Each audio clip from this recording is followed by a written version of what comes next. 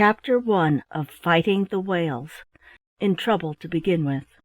There are few things in this world that have filled me with so much astonishment as the fact that man can kill a whale.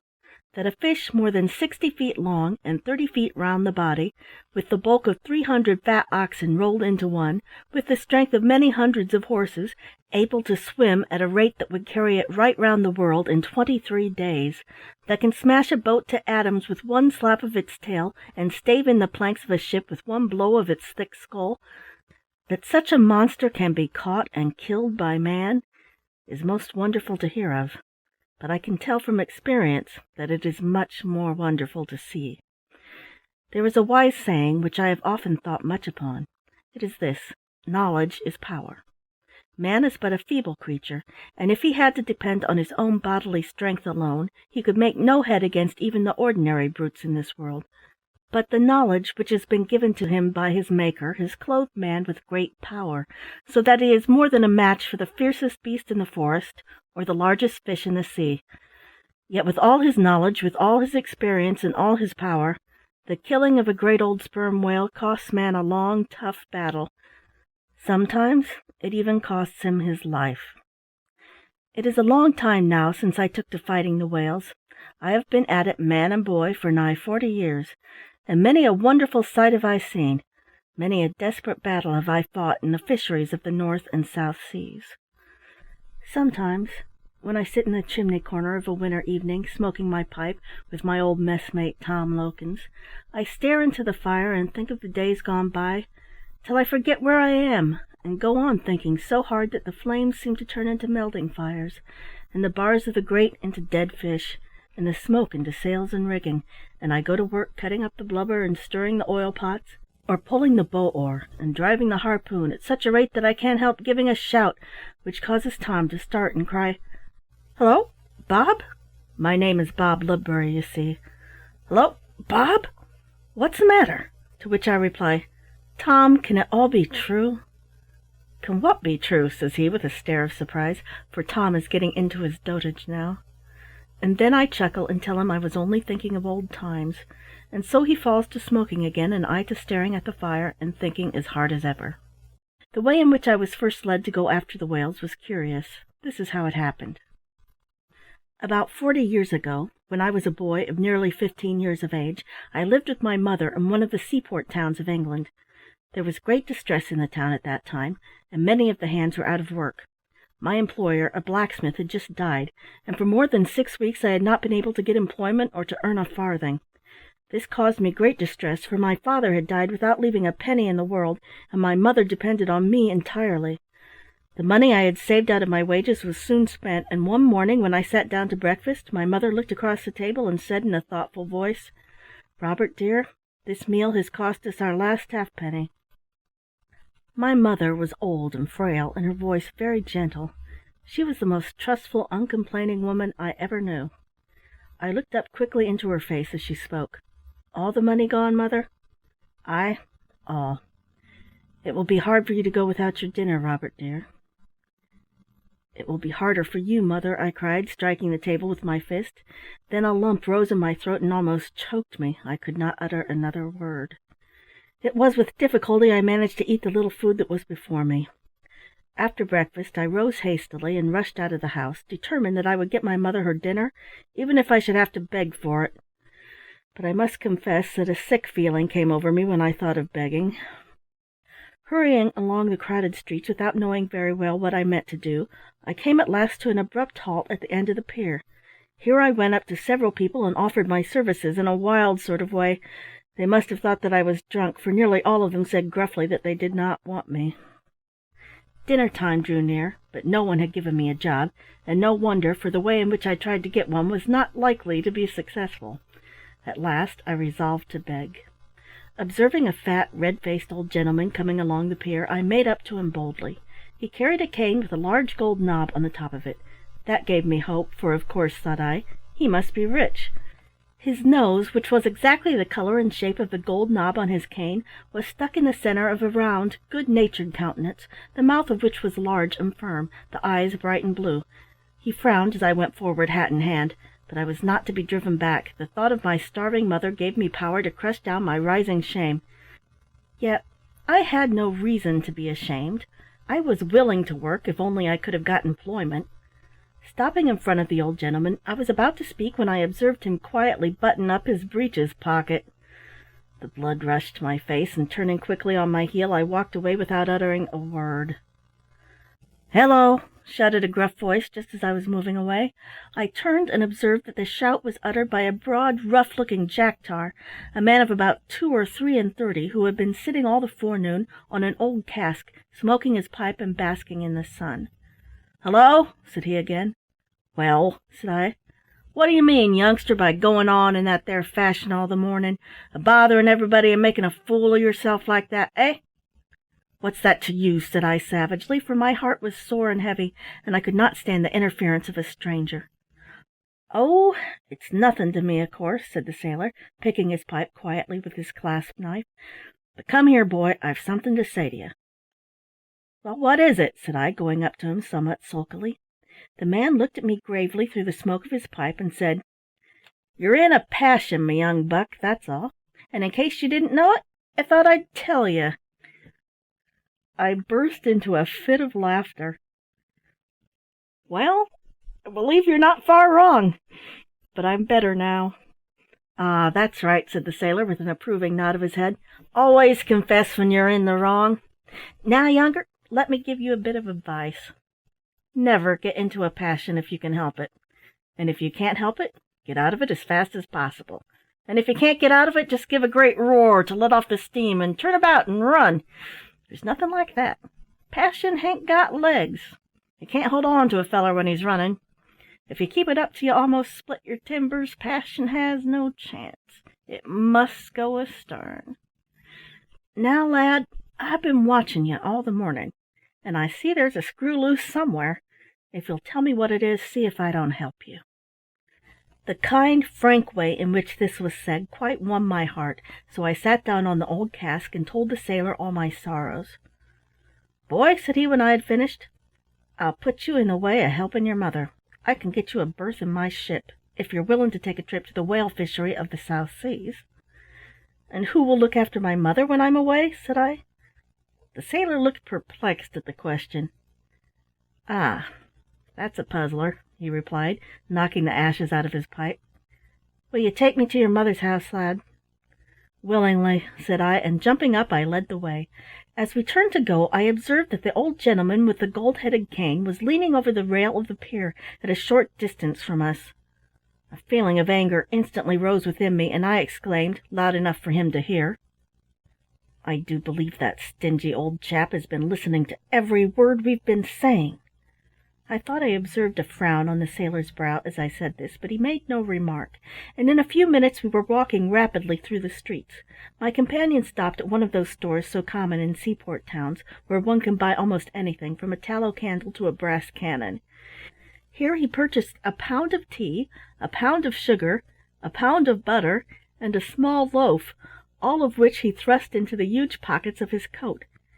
He had evidently no idea of proportion or of household affairs. It was a simple, easy way of settling the matter to get a pound of everything. In a short time we reached our house, a very old one, in a poor neighborhood, and entered my mother's room. She was sitting at the table when we went in, with a large Bible before her, and a pair of horn spectacles on her nose. I could see that she had been out gathering coals and cinders during my absence, for a good fire burned in the grate, and the kettle was singing cheerily thereon. "I've brought a friend to see you, mother," said I. "Good day, mistress," said the sailor bluntly, sitting down on a stool near the fire. "You seem to be going to have your tea." "I expect to have it soon," replied my mother. "Indeed?" said I in surprise. "Have you anything in the kettle?" "Nothing but water, my son." "Has anybody brought you anything, then, since I went out?" "Nobody." "Why, then, mistress," broke in the seaman, "how can you expect to have your tea so soon?" My mother took off her spectacles, looked calmly in the man's face, laid her hand on the Bible, and said, "Because I have been a widow woman these 3 years, and never once in all that time have I gone a single day without a meal. When the usual hour came, I put on my kettle to boil, for this word tells me that the Lord will provide. I expect my tea tonight." The sailor's face expressed puzzled astonishment at these words, and he continued to regard my mother with a look of wonder as he drew forth his supplies of food and laid them on the table. In a short time we were all enjoying a cup of tea and talking about the whale fishery and the difficulty of my going away while my mother was dependent on me. At last the sailor rose to leave us. Taking a 5-pound note from his pocket, he laid it on the table and said, "Mistress, this is all I have in the world, but I've got neither family nor friends, and I'm bound for the South Seas in 6 days. So if you'll take it, you're welcome to it, and if your son Bob can manage to cast loose from you without leaving you to sink, I'll take him aboard the ship that I sail in. He'll always find me at the Bull and Griffin in the High Street, or at the end of the pier." While the sailor was speaking, I observed a figure standing in a dark corner of the room near the door, and on looking more closely I found that it was the old gentleman with the nose like his cane knob. Seeing that he was observed, he came forward and said, "I trust that you will forgive my coming here without invitation, but I happened to overhear part of the conversation between your son and this seaman, and I am willing to help you over your little difficulty, if you will allow me." The old gentleman said this in a very quick, abrupt way, and looked as if he were afraid his offer might be refused. He was much heated with climbing our long stair, no doubt, and as he stood in the middle of the room, puffing and wiping his bald head with a handkerchief, my mother rose hastily and offered him a chair. "You are very kind, sir," she said. "Do sit down, sir. I'm sure I don't know why you should take so much trouble. But dear me, you are very warm. Will you take a cup of tea to cool you?" "Thank you, thank you. With much pleasure, unless, indeed, your son objects to a stingy old chap sitting beside him." I blushed when he repeated my words, and attempted to make some apology, but the old gentleman stopped me by commencing to explain his intentions in short, rapid sentences.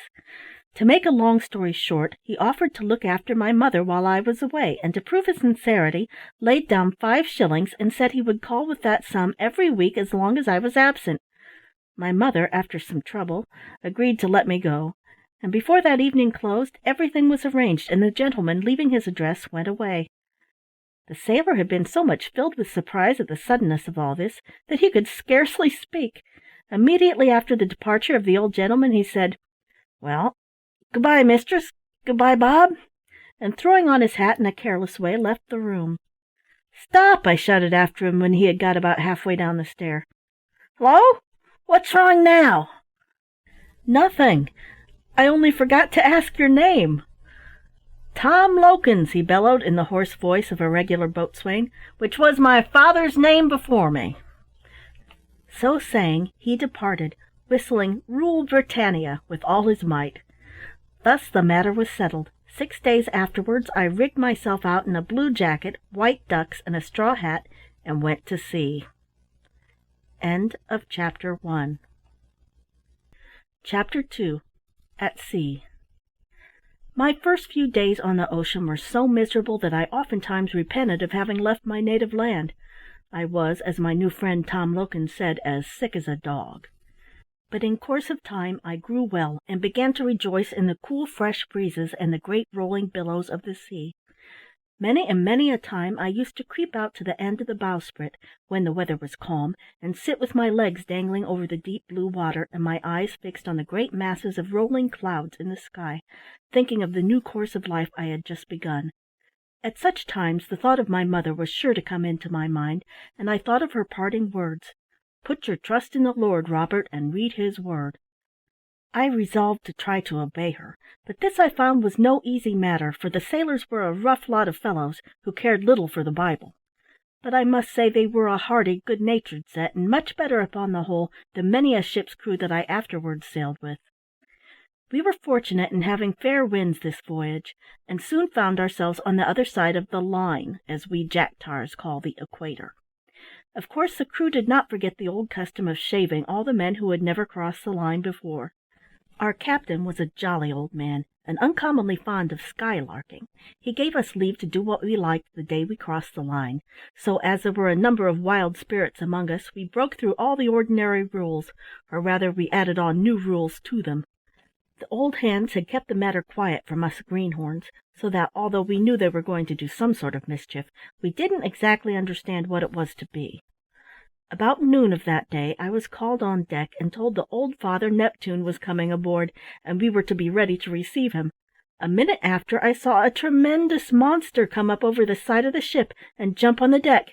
He was crowned with seaweed and painted in a wonderful fashion. His clothes were dripping wet, as if he had just come from the bottom of the sea. After him came another monster with a petticoat made of sailcloth and a tippet of a bit of old tarpaulin. This was Neptune's wife, and these two carried on the most remarkable antics I ever saw. I laughed heartily, and soon discovered from the tones of their voices which of my shipmates Neptune and his wife were. But my mirth was quickly stopped when I was suddenly seized by several men, and my face was covered over with a horrible mixture of tar and grease. 6 of us youngsters were treated in this way. Then the lather was scraped off with a piece of old hoop iron, and after being thus shaved, buckets of cold water were thrown over us. At last, after a prosperous voyage, we arrived at our fishing ground in the South Seas, and a feeling of excitement and expectation began to show itself among the men, insomuch that our very eyes seemed brighter than usual. One night those of us who had just been relieved from watch on deck were sitting on the lockers down below telling ghost stories. It was a dead calm, and one of those intensely dark, hot nights that cause sailors to feel uneasy, they scarce know why. I began to feel so uncomfortable at last, listening to the horrible tales which Tom Lokins was relating to the men, that I slipped away from them with the intention of going on deck. I moved so quietly that no one observed me.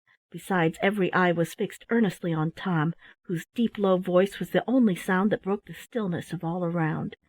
As I was going very cautiously up the ladder leading to the deck, Tom had reached that part of his story where the ghost was just appearing in a dark churchyard, dressed in white, and coming slowly forward, one step at a time, towards the terrified man who saw it. The men held their breath, and 1 or 2 of their faces turned pale, as Tom went on with his description, lowering his voice to a hoarse whisper. Just as I put my head up the hatchway, the sheet of one of the sails, which was hanging loose in the still air, passed gently over my head and knocked my hat off. At any other time I would have thought nothing of this, but Tom's story had thrown me into such an excited and nervous condition that I gave a start, missed my footing, uttered a loud cry, and fell down the ladder right in among the men with a tremendous crash, knocking over 2 or 3 oil cans and a tin bread basket in my fall, and upsetting the lantern so that the place was instantly pitch dark. I never heard such a howl of terror as these men gave vent to when this misfortune befell me. They rushed upon deck with their hearts in their mouths, tumbling and peeling the skin off their shins and knuckles in their haste, and it was not until they heard the laughter of the watch on deck that they breathed freely, and joining in the laugh called themselves fools for being frightened by a ghost story. I noticed, however, that for all their pretended indifference, there was not one man among them, not even Tom Lokins himself, who would go down below to relight the lantern for at least 1/4 of an hour afterwards. Feeling none the worse for my fall, I went forward and leaned over the bow of the ship, where I was much astonished by the appearance of the sea. It seemed as if the water was on fire. Every time the ship's bow rose and fell, the little belt of foam made in the water seemed like a belt of blue flame, with bright sparkles in it, like stars or diamonds. I had seen this curious appearance before, but never so bright as it was on that night. "What is it, Tom?" said I, as my friend came forward and leaned over the ship's bulwark beside me. "It's blue fire, Bob," replied Tom, as he smoked his pipe calmly. "Come, you know I can't swallow that," said I. "Everybody knows that fire, either blue or red, can't burn in the water." "Maybe not," returned Tom, "but it's blue fire for all that. Leastwise, if it's not, I don't know what else it is." Tom had often seen this light before, no doubt, but he had never given himself the trouble to find out what it could be. Fortunately the captain came up just as I put the question, and he enlightened me on the subject. "It is caused by small animals," said he, leaning over the side. "Small animals?" said I, in astonishment. "Ay, many parts of the sea are full of creatures so small and so thin and colourless that you can hardly see them even in a clear glass tumbler. Many of them are larger than others, but the most of them are very small." "But how do they shine like that, sir?" I asked. "That I do not know, boy. God has given them the power to shine, just as he has given us the power to walk or speak. and they do shine brightly, as you see, but how they do it is more than I can tell. I think myself it must be anger that makes them shine, for they generally do it when they are stirred up or knocked about by oars or ships' keels or tumbling waves. But I am not sure that's the reason either, because, you know, we often sail through them without seeing the light, though of course they must be there. "P'raps, sir," said Tom Lokins, "p'raps, sir, they're sleepy sometimes and can't be bothered getting angry." "Perhaps," answered the captain, laughing, "but then again at other times I have seen them shining over the whole sea when it was quite calm, making it like an ocean of milk, and nothing was disturbing them at that time, do you see?" "I don't know that," objected Tom. "They might have been a-fighting among theirselves." "Or playing, maybe," said I. The captain laughed, and looking up at the sky, said, "I don't like the look of the weather, Tom Lokins. You're a sharp fellow, and have been in these seas before. What say you?" "We'll have a breeze," replied Tom briefly. "More than a breeze," muttered the captain, while a look of grave anxiety overspread his countenance. "I'll go below and take a squint at the glass." "What does he mean by that, Tom?" said I, when the captain was gone. "I never saw a calmer or a finer night. Surely there is no chance of a storm just now." "Ay, that shows that you're a young fellow, and haven't got much experience of them seas," replied my companion. "Why, boy, sometimes the fiercest storm is brewing behind the greatest calm, and the worst of the thing is that it comes so sudden at times that the masts are torn out of the ship before you can say Jack Robinson." "What? And without any warning?" said I. "Ay, almost without warning, but not altogether without it. You heerd the captain say he'd go and take a squint at the glass." "Yes.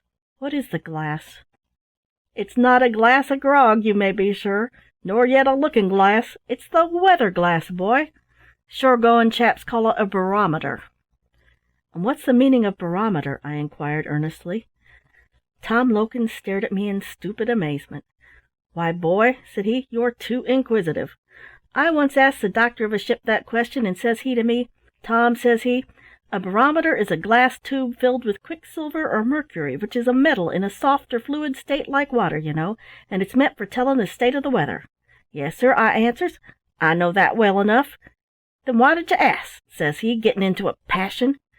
'I asked what was the meaning of the word barometer, sir,' said I. The doctor he looked grave at that, and shook his head. 'Tom,' says he, 'if I was to go for to explain that word, and all about the instrument in a scientific sort of way, do you see, I'd have to sit here and speak to you right on end for 6 hours or more.' 'Oh, sir,' says I, 'don't do it then. Please don't do it.' 'No more I will,' says he, 'but it'll serve your turn to know that a barometer is a glass for measuring the weight of the air, and somehow or other that lets you know what's a-comin'. If the mercury in the glass rises high, all's right. If it falls uncommon low very sudden, look out for squalls, that's all. No matter how smooth the sea may be, or how sweetly all nature may smile, don't you believe it. Taking every inch of canvas at once." "That was a queer explanation, Tom." "Ay, but it was a true one, as you shall see before long."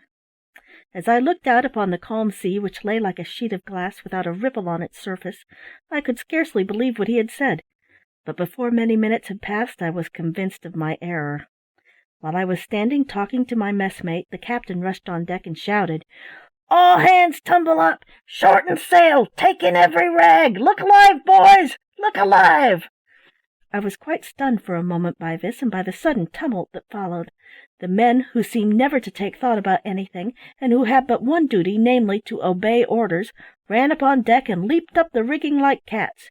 The sheets of nearly all the principal sails were clewed up, and ere long the canvas was made fast to the yards. A few of the smaller sails only were left exposed, and even these were close reefed. Before long a loud roar was heard, and in another minute the storm burst upon us with terrific violence.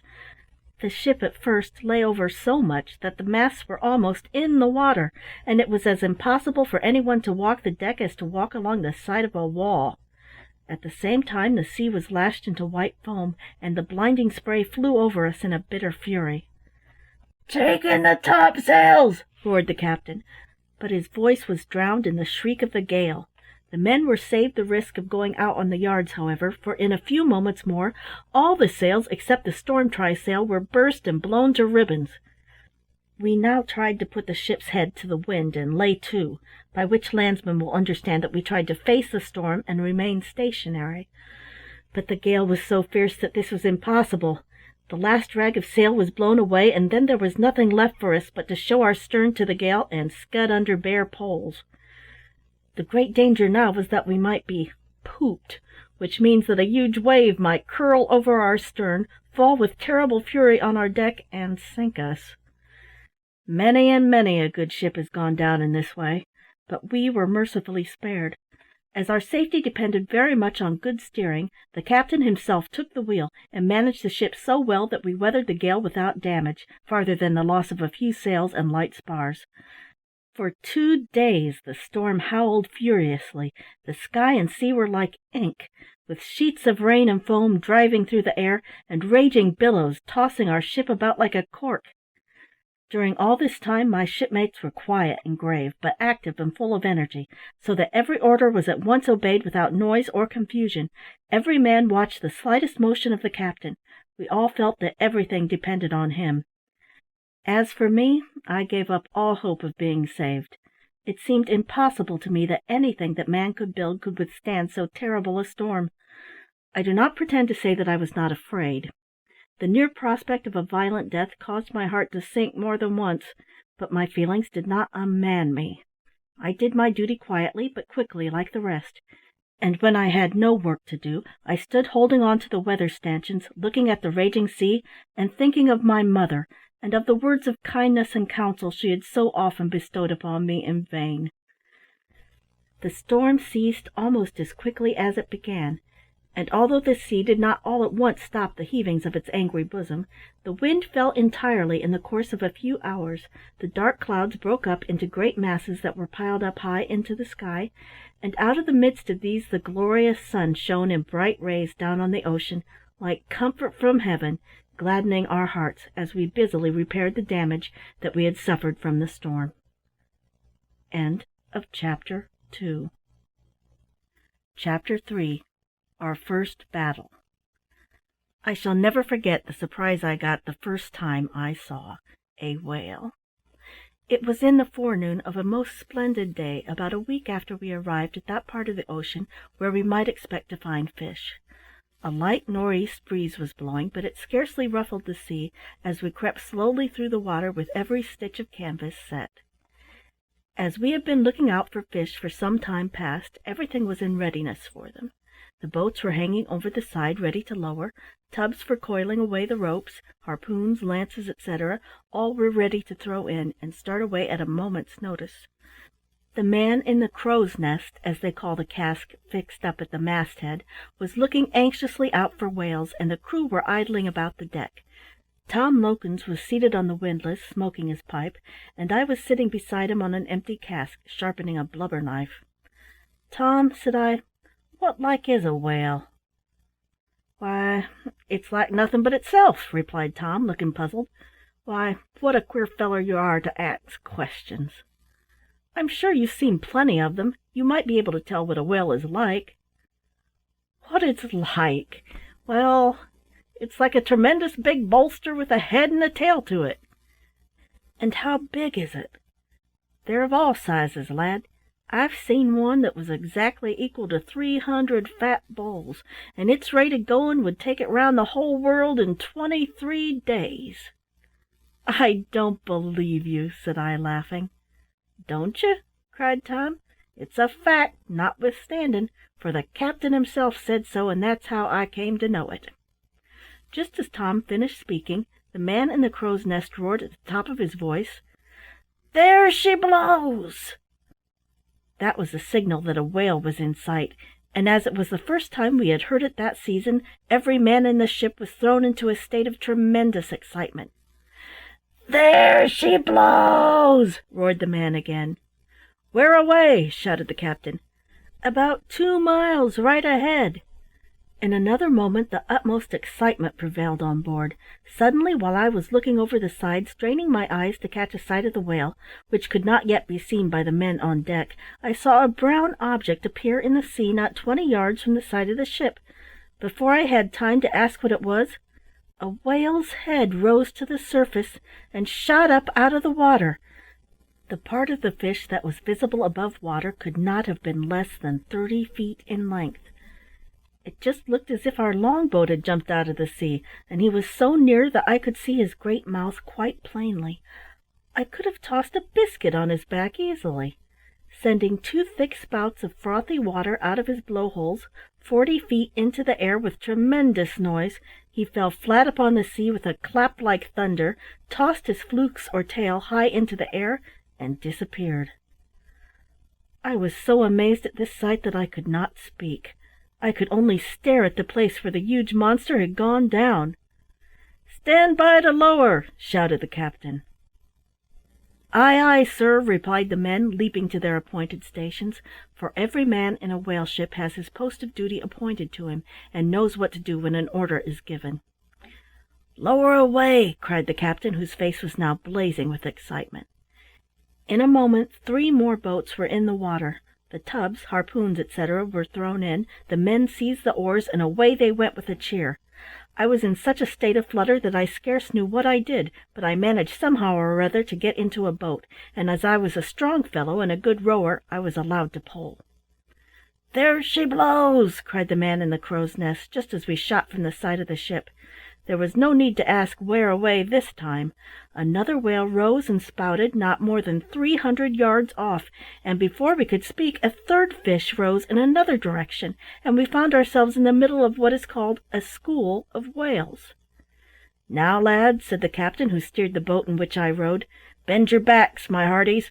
That fish right ahead of us is a 100-barrel whale for certain. Give way, boys. We must have that fish." There was no need to urge the men, for their backs were strained to the utmost, their faces were flushed, and the big veins in their necks swelled almost to bursting with the tremendous exertion. "Hold hard," said the captain in a low voice, for now that we were getting near our prey we made as little noise as possible. The men at once threw their oars apeak, as they say, that is, raised them straight up in the air, and waited for further orders. We expected the whale would rise near to where we were, and thought it best to rest and look out.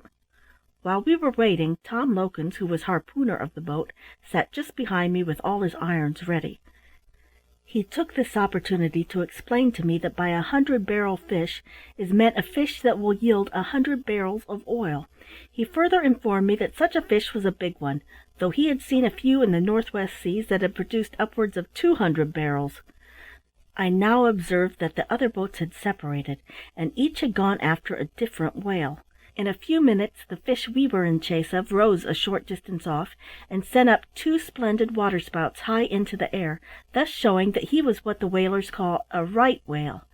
It is different from the sperm whale, which has only 1 blowhole, and that a little one. We rowed towards it with all our might, and as we drew near the captain ordered Tom Lokins to stand up, so he at once laid in his oar and took up the harpoon. The harpoon is an iron lance with a barbed point. A whale line is attached to it, and this line is coiled away in a tub. When we were within a few yards of the fish, which was going slowly through the water, all ignorant of the terrible foes who were pursuing him, Tom Lokins raised the harpoon high above his head and darted it deep into its fat side just behind the left fin, and next moment the boat ran aground on the whale's back. "Stern all for your lives!" roared the captain, who, before his order was obeyed, managed to give the creature 2 deep wounds with his lance. The lance has no barbs to its point, and is used only for wounding after the harpoon is fixed.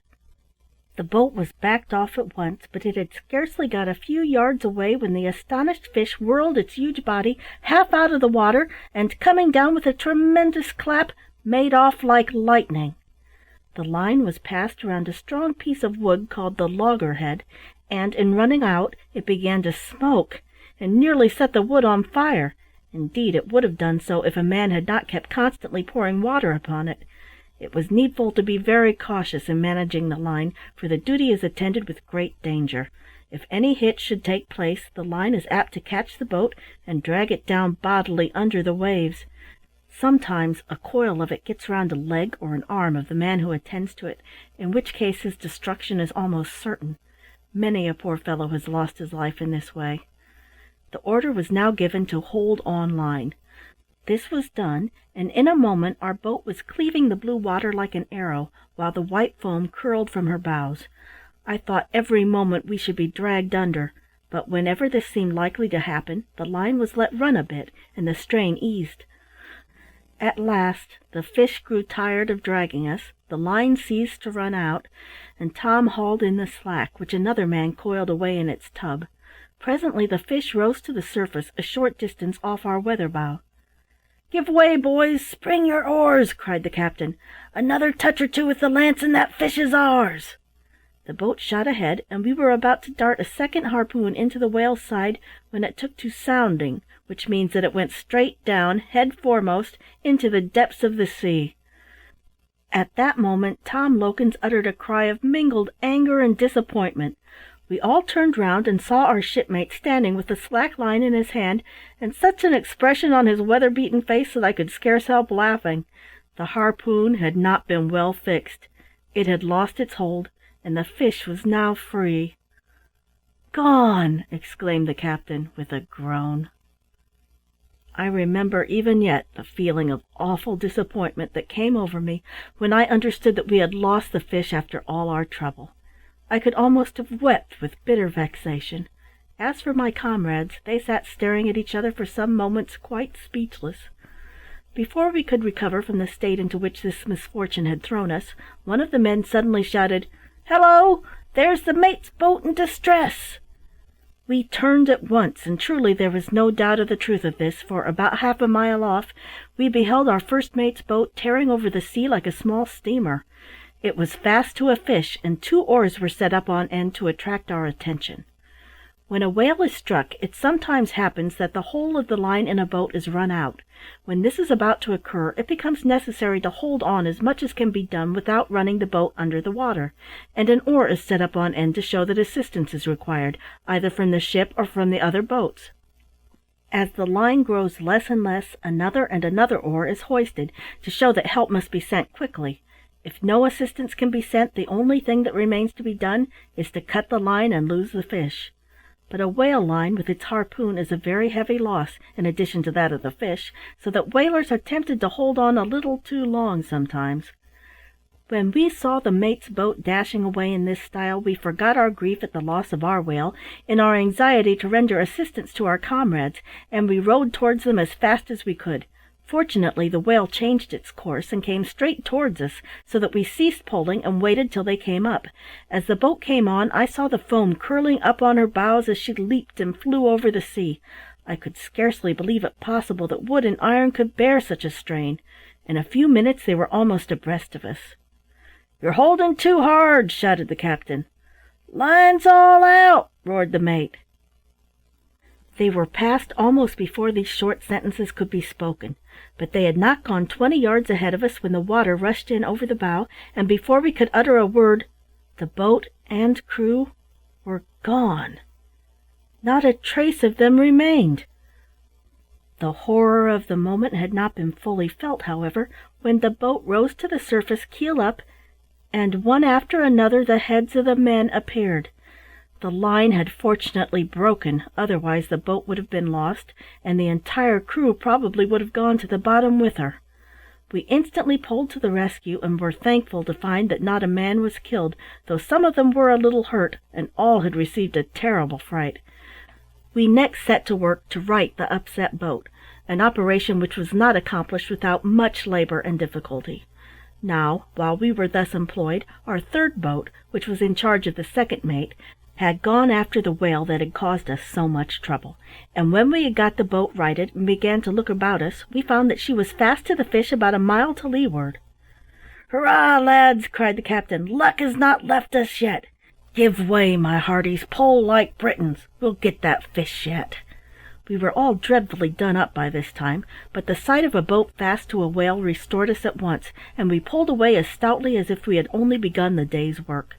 The whale was heading in the direction of the ship, and when we came up to the scene of action, the second mate had just touched the life. In other words, he had driven the lance deep down into the whale's vitals. This was quickly known by jets of blood being spouted up through the blowholes. Soon after, our victim went into its dying agonies, or, as whalemen say, his flurry. This did not last long. In a short time he rolled over dead. We fastened a line to his tail, the 3 boats took the carcass in tow, and singing a lively song we rowed away to the ship. Thus ended our first battle with the whales. End of Chapter 3. Chapter 4. Cutting in the blubber and trying out the oil. The scene that took place on board ship after we caught our first fish was most wonderful. We commenced the operation of what is called cutting in, that is, cutting up the whale, and getting the fat or blubber hoisted in. The next thing we did was to try out the oil or melt down the fat in large iron pots brought with us for this purpose, and the change that took place in the appearance of the ship and the men when this began was very remarkable. When we left port our decks were clean, our sails white, our masts well scraped. The brasswork about the quarter-deck was well polished, and the men looked tidy and clean. A few hours after our first whale had been secured alongside, all this was changed. The cutting up of the huge carcass covered the decks with oil and blood, making them so slippery that they had to be covered with sand to enable the men to walk about. Then the smoke of the great fires under the melting pots begrimed the masts, sails, and cordage with soot. The faces and hands of the men got so covered with oil and soot that it would have puzzled anyone to say whether they were white or black. Their clothes, too, became so dirty that it was impossible to clean them. But indeed whalemen do not much mind this. In fact, they take a pleasure in all the dirt that surrounds them, because it is a sign of success in the main object of their voyage. The men in a clean whale ship are never happy. When everything is filthy and dirty and greasy and smoky and black, decks, rigging, clothes, and person, it is then that the hearty laugh and jest and song are heard, as the crew work busily night and day at their rough but profitable labor. The operations of cutting in and trying out were matters of great interest to me the first time I saw them. After having towed our whale to the ship, cutting in was immediately begun. First, the carcass was secured near the head and tail with chains and made fast to the ship. Then the great blocks and ropes fastened to the main and foremast for hoisting in the blubber were brought into play. When all was ready, the captain and the 2 mates with Tom Lokins got upon the whale's body with long-handled sharp spades or digging knives. With these they fell to work cutting off the blubber. I was stationed at one of the hoisting ropes, and while we were waiting for the signal to hoist away, I peeped over the side, and for the first time had a good look at the great fish. When we killed it, so much of its body was down in the water that I could not see it very clearly, but now that it was lashed at full length alongside the ship, and I could look right down upon it, I began to understand more clearly what a large creature it was. One thing surprised me much. The top of its head, which was rough and knotty like the bark of an old tree, was swarming with little crabs and barnacles and other small creatures. The whale's head seemed to be their regular home. This fish was by no means one of the largest kind, but being the first I had seen, I fancied it must be the largest fish in the sea.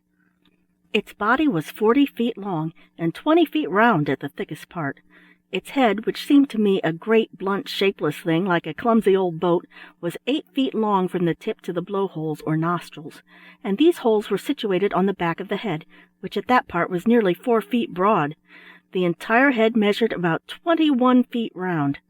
Its ears were 2 small holes, so small that it was difficult to discover them, and the eyes were also very small for so large a body, being about the same size as those of an ox. The mouth was very large, and the underjaw had great, ugly lips. When it was dying, I saw these lips close in once or twice on its fat cheeks, which it bulged out like the leather sides of a pair of gigantic bellows. It had 2 fins, one on each side, just behind the head. With these, and with its tail, the whale swims and fights. Its tail is its most deadly weapon. The flukes of this one measured 13 feet across, and with one stroke of this it could have smashed our largest boat in pieces. Many a boat has been sent to the bottom in this way. I remember hearing our first mate tell of a wonderful escape a comrade of his had in the Greenland sea fishery. A whale had been struck, and after its first run they hauled up to it again and rowed so hard that they ran the boat right against it. The harpooner was standing on the bow all ready, and sent his iron cleverly into the blubber. In its agony the whale reared its tail high out of the water, and the flukes whirled for a moment like a great fan just above the harpooner's head. One glance up was enough to show him that certain death was descending. In an instant he dived over the side and disappeared. Next moment the flukes came down on the part of the boat he had just left and cut it clean off. The other part was driven into the waves, and the men were left swimming in the water. They were all picked up, however, by another boat that was in company, and the harpooner was recovered with the rest. His quick dive had been the saving of his life. I had not much time given me to study the appearance of this whale before the order was given to hoist away, so we went to work with a will. The first part that came up was the huge lip fastened to a large iron hook called the blubber hook. It was lowered into the blubber room between decks, where a couple of men were stationed to stow the blubber away. Then came the fins, and after them the upper jaw, with the whalebone attached to it.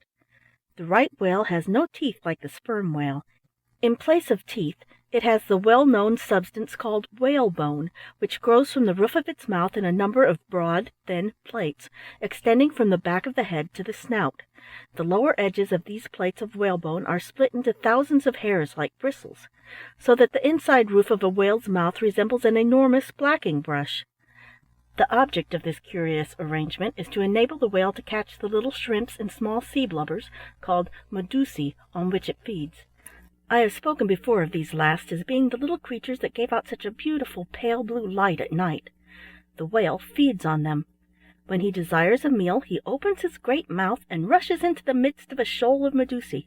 The little things get entangled in thousands among the hairy ends of the whalebone, and when the monster has got a large enough mouthful, he shuts his lower jaw and swallows what his net has caught. The wisdom as well as the necessity of this arrangement is very plain.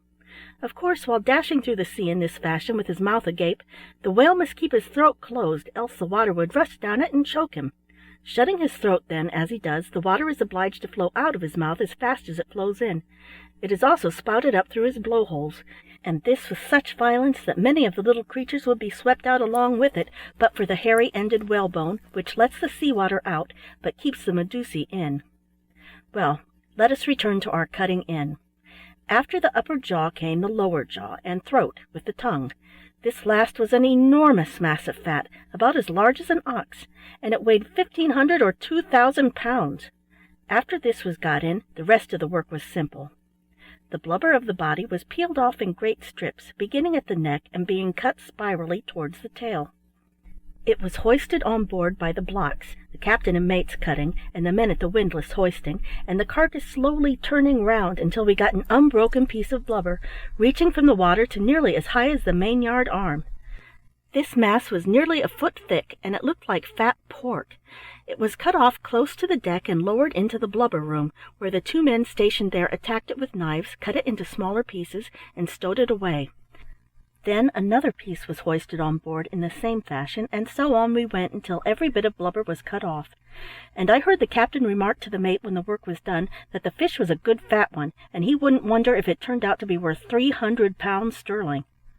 Now, when this process was going on, a new point of interest arose which I had not thought of before, although my messmate Tom Lokins had often spoken of it on the voyage out. This was the arrival of great numbers of sea-birds. Tom had often told me of the birds that always keep company with whalers, but I had forgotten all about it until I saw an enormous albatross come sailing majestically through the air towards us. This was the largest bird I ever saw, and no wonder, for it is the largest bird that flies. Soon after that another arrived, and although we were more than 1,000 miles from any shore, we were speedily scented out and surrounded by hosts of goonies, stinkards, haglets, gulls, pigeons, petrels, and other sea-birds, which commenced to feed on pieces of the whale's carcass with the most savage gluttony. These birds were dreadfully greedy. They had stuffed themselves so full in the course of a short time that they flew heavily and with great difficulty. No doubt they would have to take 3 or 4 days to digest that meal. Sharks, too, came to get their share of what was going. But these savage monsters did not content themselves with what was thrown away. They were so bold as to come before our faces and take bites out of the whale's body. Some of these sharks were 8 and 9 feet long, and when I saw them open their horrid jaws armed with 3 rows of glistening white sharp teeth, I could well understand how easily they could bite off the leg of a man, as they often do when they get the chance. Sometimes they would come right up on the whale's body with a wave, bite out great pieces of the flesh, turn over on their bellies, and roll off. While I was looking over the side during the early part of that day, I saw a very large shark come rolling up in this way close to Tom Lokin's legs. Tom made a cut at him with his blubber spade, but the shark rolled off in time to escape the blow. And after all, it would not have done him much damage, for it is not easy to frighten or take the life out of a shark. "Hand me an iron and lime, Bob," said Tom, looking up at me. "I got a spite against that feller. He's been up twice already. Hand it down here, and 2 or 3 of you stand by to hold on by the line. There he comes, the big villain." The shark came close to the side of the whale at that moment, and Tom sent the harpoon right down his throat. "Hold on hard!" shouted Tom. "Aye, aye," replied several of the men as they held on to the line, their arms jerking violently as the savage fish tried to free itself. We quickly reeved a line through a block at the fore-yard arm and hauled it on deck without much difficulty. The scene that followed was very horrible, for there was no killing the brute.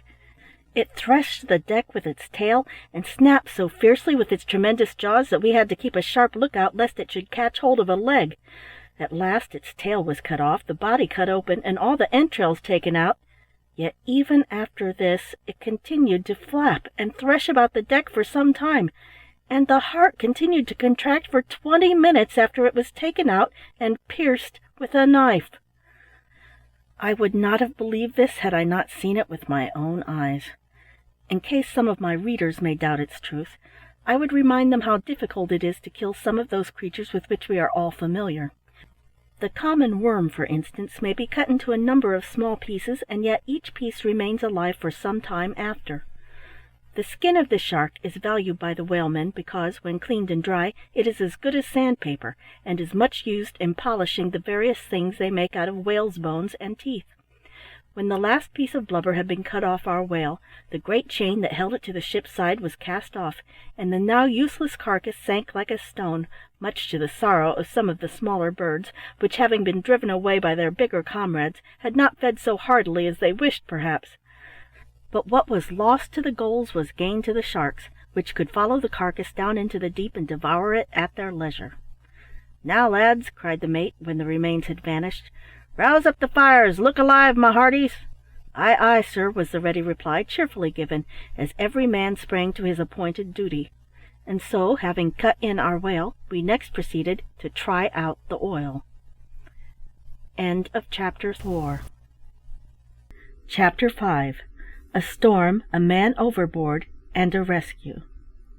The scenes in a whaleman's life are varied and very stirring. Sometimes he is floating on the calm ocean, idling about the deck and whistling for a breeze, when all of a sudden the loud cry is heard, "There she blows!"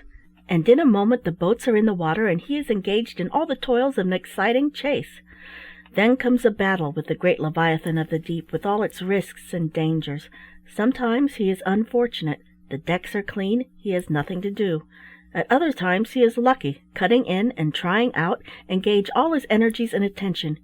Frequently storms toss him on the angry deep and show him, if he will but learn the lesson, how helpless a creature he is, and how thoroughly dependent at all times for life, safety, and success upon the arm of God. Trying out the oil, although not so thrilling a scene as many a one in his career, is nevertheless extremely interesting, especially at night, when the glare of the fires in the try-works casts a deep red glow on the faces of the men, on the masts and sails, and even out upon the sea. The try-works consisted of 2 huge melting pots fixed upon brickwork fireplaces between the fore and main masts. While some of the men were down in the blubber room cutting the blanket pieces, as the largest masses are called, others were pitching the smaller pieces on deck, where they were seized by 2 men who stood near a block of wood called a horse, with a mincing knife, to slash the junks so as to make them melt easily. These were then thrown into the melting pots by one of the mates, who kept feeding the fires with such scraps of blubber as remain after the oil is taken out. Once the fires were fairly set a-going, no other kind of fuel was required than scraps of blubber. As the boiling oil rose, it was baled into copper cooling tanks. It was the duty of 2 other men to dip it out of these tanks into casks, which were then headed up by our cooper and stowed away in the hold. As the night advanced, the fires became redder and brighter by contrast, the light shone and glittered on the decks, and as we plied our dirty work I could not help thinking, what would my mother say if she could get a peep at me now? The ship's crew worked and slept by watches, for the fires were not allowed to go out all night. About midnight I sat down on the windlass to take a short rest, and began talking to one of the men, Fred Borders by name. He was one of the quietest and most active men in the ship, and being quite a young man, not more than 19, he and I drew to one another and became very intimate. "I think we're going to have a breeze, Bob," said he, as a sharp puff of wind crossed the deck, driving the black smoke to leeward and making the fire flare up in the try-works. "I hope it won't be a storm then," said I, "for it will oblige us to put out the fires." Just then Tom Lokins came up, ordered Fred to go in to tend to the fires, sat down opposite to me on the windlass, and began to lay down the law in regards to storms. "You see, Bob Ludbury," said he, beginning to fill his pipe, "young fellers like you don't know nothing about the weather. 'Cause why? You've got no experience. Now, I'll put you up to a dodge consarnin' this very thing." I never found out what was the dodge that Tom, in his wisdom, was to have put me up to, for at that moment the captain came on deck and gave orders to furl the topgallant sails. 3 or 4 of us ran up the rigging like monkeys, and in a few minutes the sails were lashed to the yards. The wind now began to blow steadily from the northwest, but not so hard as to stop our try-works for more than an hour. After that it blew stiff enough to raise a heavy sea, and we were compelled to slack the fires. This was all the harm it did to us, however, for although the breeze was stiffish, it was nothing like a gale. As the captain and the first mate walked the quarter-deck together, I heard the former say to the latter, "I think we had as well take in a reef in the topsails. All hereabouts the fishing ground is good, we don't need to carry on." The order was given to reduce sail, and the men lay out on the topsail yards. I noticed that my friend Fred Borders was the first man to spring up the shrouds and lay out on the main topsail yard. It was so dark that I could scarcely see the masts. While I was gazing up, I thought I observed a dark object drop from the yard. At the same moment there was a loud shriek, followed by a plunge in the sea. This was succeeded by the sudden cry, "Man overboard!" and instantly the whole ship was in an uproar. No one who has not heard that cry can understand the dreadful feelings that are raised in the human breast by it. My heart at first seemed to leap into my mouth and almost choke me. Then a terrible fear, which I cannot describe, shot through me, when I thought it might be my comrade Fred Borders. But these thoughts and feelings passed like lightning, in a far shorter time than it takes to write them down. The shriek was still ringing in my ears when the captain roared, "Down your helm! Stand by to lower away the boats!" At the same moment he seized a light hen-coop and tossed it overboard, and the mate did the same with an oar in the twinkling of an eye. Almost without knowing what I did or why I did it, I seized a great mass of oakum and rubbish that lay on the deck saturated with oil. I thrust it into the embers of the fire in the try-works and hurled it blazing into the sea. The ship's head was thrown into the wind, and we were brought to as quickly as possible. A gleam of hope arose within me on observing that the mass I had thrown overboard continued still to burn, but when I saw how quickly it went astern, notwithstanding our vigorous efforts to stop the ship, my heart began to sink, and when, a few moments after, the light suddenly disappeared, despair seized upon me, and I gave my friend up for lost. At that moment, strange to say, thoughts of my mother came into my mind. But there was no time to be lost, and I threw myself with a good deal of energy into the first boat that was lowered, and pulled at the oar as if my own life depended on it. A lantern had been fastened to the end of an oar and set up in the boat, and by its faint light I could see that the men looked very grave. Tom Lokins was steering, and I sat near him, pulling the aft oar. "Do you think we've any chance, Tom?" said I. A shake of the head was his only reply. "It must have been hereaway," said the mate, who stood up in the bow with a coil of rope at his feet and a boat-hook in his hand. "Hold on, lads! Did anyone hear a cry?" No one answered. We all ceased pulling and listened intently, but the noise of the waves and the whistling of the winds were all the sounds we heard. "What's that, floating on the water?" said one of the men suddenly. "Where away?" cried everyone eagerly. "Right off the lee bow. There, don't you see it?" At that moment a faint cry came floating over the black water and died away in the breeze. The single word "hurrah" burst from our throats with all the power of our lungs, and we bent to our oars till we well-nigh tore the rowlocks out of the boat. "Hold hard! Stern all!" roared the mate as we went flying down to leeward, and almost ran over the hen-coop, to which a human form was seen to be clinging with the tenacity of a drowning man. We had swept down so quickly that we shot past it, In an agony of fear lest my friend should be again lost in the darkness, I leapt up and sprang into the sea. Tom Lokins, however, had noticed what I was about. He seized me by the collar of my jacket just as I reached the water, and held me with a grip like a vice till one of the men came to his assistance and dragged me back into the boat. In a few moments more we reached the hen coop, and Fred was saved. He was half dead with cold and exhaustion, poor fellow, but in a few minutes he began to recover, and before we reached the ship he could speak. His first words were to thank God for his deliverance. Then he added, "And thanks to the man that flung that light overboard. I should have gone down but for that. It showed me where the hen coop was." I cannot describe the feeling of joy that filled my heart when he said this. "Ay, who was it that throwed that fire overboard?" inquired one of the men. "Dunno," replied another. "I think it was the captain." "You'll find that out when we get aboard," cried the mate. "Pull away, lads." In 5 minutes Fred Borders was passed up the side and taken down below. In 2 minutes more we had him stripped naked, rubbed dry, wrapped in hot blankets, and set down on one of the lockers, with a hot brick at his feet. Chapter 6. The Whale, Fighting Bulls, etc.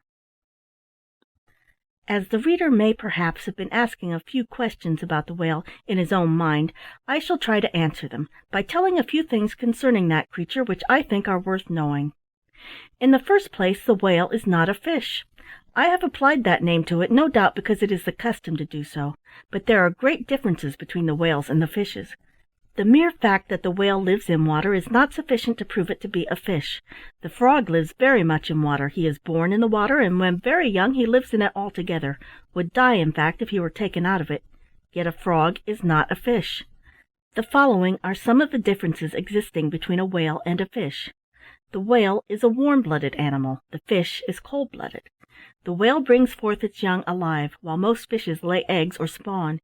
Moreover, the fish lives entirely under water, but the whale cannot do so.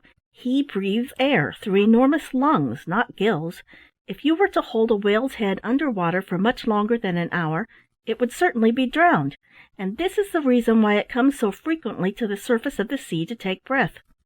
Whales seldom stay more than an hour under water, and when they come up to breathe, they discharge the last breath they took through their nostrils or blowholes, mixed with large quantities of water which they have taken in while feeding. But the most remarkable point of difference between the whale and the fishes of all kinds is, that it suckles its young.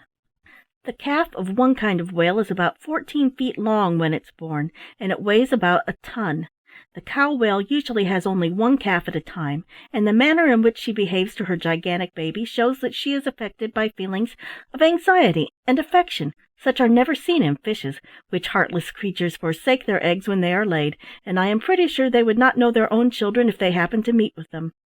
The whale, on the contrary, takes care of her little one, gives it suck, and sports playfully with it in the waves, its enormous heart throbbing all the while, no doubt with satisfaction. I have heard of a whale which was once driven into shoal water with its calf and nearly stranded. The huge dam seemed to become anxious for the safety of her child, for she was seen to swim eagerly around it, embrace it with her fins, and roll it over in the waves, trying to make it follow her into deep water. But the calf was obstinate. It would not go, and the result was that the boat of a whaler pulled up and harpooned it. The poor little whale darted away like lightning on receiving the terrible iron, and ran out 100 fathoms of line, but it was soon overhauled and killed. All this time the dam kept close to the side of its calf, and not until a harpoon was plunged into her own side would she move away. 2 boats were after her. With a single rap of her tail she cut one of the boats in 2, and then darted off. But in a short time she turned and came back. Her feelings of anxiety had returned, no doubt, after the first sting of pain was over, and she died at last close to the side of her young one. There are various kinds of whales, but the 2 sorts that are most sought after are the common whale of the Greenland seas, which is called the right whale, and the sperm whale of the South Sea. Both kinds are found in the south, but the sperm whale never goes to the North Seas. Both kinds grow to an enormous size, sometimes to 70 feet in length, but there is considerable difference in their appearance, especially about the head. In a former chapter I have partly described the head of a right whale, which has whalebone instead of teeth, with its blowholes on the back of the head. The sperm whale has large white teeth in its lower jaw, and none at all in the upper. It has only one blowhole, and that a little one, much farther forward on its head, so that sailors can tell at a great distance what kind of whales they see, simply by their manner of spouting. The most remarkable feature about the sperm whale is the bluntness of its clumsy head, which looks somewhat like a big log with the ends sawn square off, and this head is about 1/3 of its entire body. The sperm whale feeds differently from the right whale. He seizes his prey with his powerful teeth, and lives to a great extent on large cuttlefish. Some of them have been seen to vomit lumps of these cuttlefish as long as a whaleboat. He is much fiercer, too, than the right whale, which almost always takes to flight when struck, but the sperm whale will sometimes turn on its foes and smash their boat with a blow of his blunt head or tail. Fighting whales, as they are called, are not uncommon. These are generally old bulls which have become wise from experience, and give the whalers great trouble, sometimes carrying away several harpoons and lines. The lower jaw of one old bull of this kind was found to be 16 feet long, and it had 48 teeth, some of them a foot long. A number of scars about his head showed that this fellow had been in the wars. When two bull whales take to fighting, their great effort is to catch each other by the lower jaw, and when locked together they struggle with a degree of fury that cannot be described. It is not often that the sperm whale actually attacks a ship, but there are a few cases of this kind which cannot be doubted. The following story is certainly true, and while it shows how powerful a creature the whale is, it also shows what terrible risk and sufferings the whaleman has frequently to encounter. In the month of August, 1819, the American whale ship Essex sailed from Nantucket for the Pacific Ocean. She was commanded by Captain Pollard. Late in the autumn of the same year, when in latitude 40 degrees of the South Pacific, a shoal or school of sperm whales was discovered, and 3 boats were immediately lowered and sent in pursuit. The mate's boat was struck by one of the fish during the chase, and it was found necessary to return to the ship to repair damages. While the men were employed at this, an enormous whale suddenly rose quite close to the ship. He was going at nearly the same rate with the ship, about 3 miles an hour, and the men, who were good judges of the size of whales, thought that it could not have been less than 85 feet long. All at once he ran against the ship, striking her bows and causing her to tremble like a leaf. The whale immediately dived and passed under the ship and grazed her keel in doing so. This evidently hurt his back, for he suddenly rose to the surface about 50 yards off, and commenced lashing the sea with his tail and fins as if suffering great agony. It was truly an awful sight to behold that great monster lashing the sea into foam at so short a distance. In a short time he seemed to recover, and started off at great speed to windward. Meanwhile the men discovered that the blow received by the ship had done her so much damage that she began to fill and settle down at the bows, so they rigged the pumps as quickly as possible. While working them, one of the men cried out, "God have mercy! He comes again!" This was too true. The whale had turned, and was now bearing down on them at full speed, leaving a white track of foam behind him. Rushing at the ship like a battering ram, he hit her fair on the weather bow, and stove it in, after which he dived and disappeared. The horrified men took to their boats at once, and in 10 minutes the ship went down. The condition of the men thus left in 3 open boats far out upon the sea, without provisions or shelter, was terrible indeed. Some of them perished, and the rest, after suffering the severest hardships, reached a low island called Ducies on the 20th of December. It was a mere sandbank, which supplied them only with water and seafowl. Still, even this was a mercy for which they had reason to thank God, for in cases of this kind one of the evils that seamen have most cause to dread is the want of water. 3 of the men resolved to remain on this sandbank, for dreary and uninhabited though it was, they preferred to take their chance of being picked up by a passing ship rather than run the risks of crossing the wide ocean in open boats, so their companions bid them a sorrowful farewell and left them. But this island is far out of the usual track of ships. The poor fellows have never since been heard of. It was the 27th of December when the 3 boats left the sandbank with the remainder of the men and began a voyage of 2,000 miles toward the island of Juan Fernandez. The mate's boat was picked up about 3 months after by the ship Indian of London, with only 3 living men in it. About the same time the captain's boat was discovered by the Dauphin of Nantucket with only 2 men living, and these unhappy beings had only sustained life by feeding on the flesh of their dead comrades. The 3rd boat must have been lost, for it was never heard of, and out of the whole crew of 20 men, only 5 returned home to tell their eventful story. Before resuming the thread of my narrative, I must not omit to mention that in the head of the sperm whale there is a large cavity, or hole, called the case, which contains pure oil that does not require to be melted, but can be baled at once into casks and stowed away. This is the valuable spermaceti from which the finest candles are made. One whale will sometimes yield 15 barrels of spermaceti oil from the case of its head. A large fish will produce from 80 to 100 barrels of oil altogether, sometimes much more, and when whalemen converse with each other about the size of whales, they speak of 80-barrel fish, and so on. Although I have written much about the fighting powers of the sperm whale, it must not be supposed that whales are by nature fond of fighting. On the contrary, the right whale is a timid creature, and never shows fight except in defense of its young, and the sperm whale generally takes to flight when pursued. In fact, most of the accidents that happen to whalemen occur when the wounded monster is lashing the water in blind terror and agony. The whale has 3 bitter enemies, much smaller but much bolder than himself, and of these he is terribly afraid. They are the swordfish, the thrasher, and the killer. The first of these, the swordfish, has a strong straight horn or sword projecting from his snout, with which he boldly attacks and pierces the whale. The thrasher is a strong fish, 20 feet long and of great weight.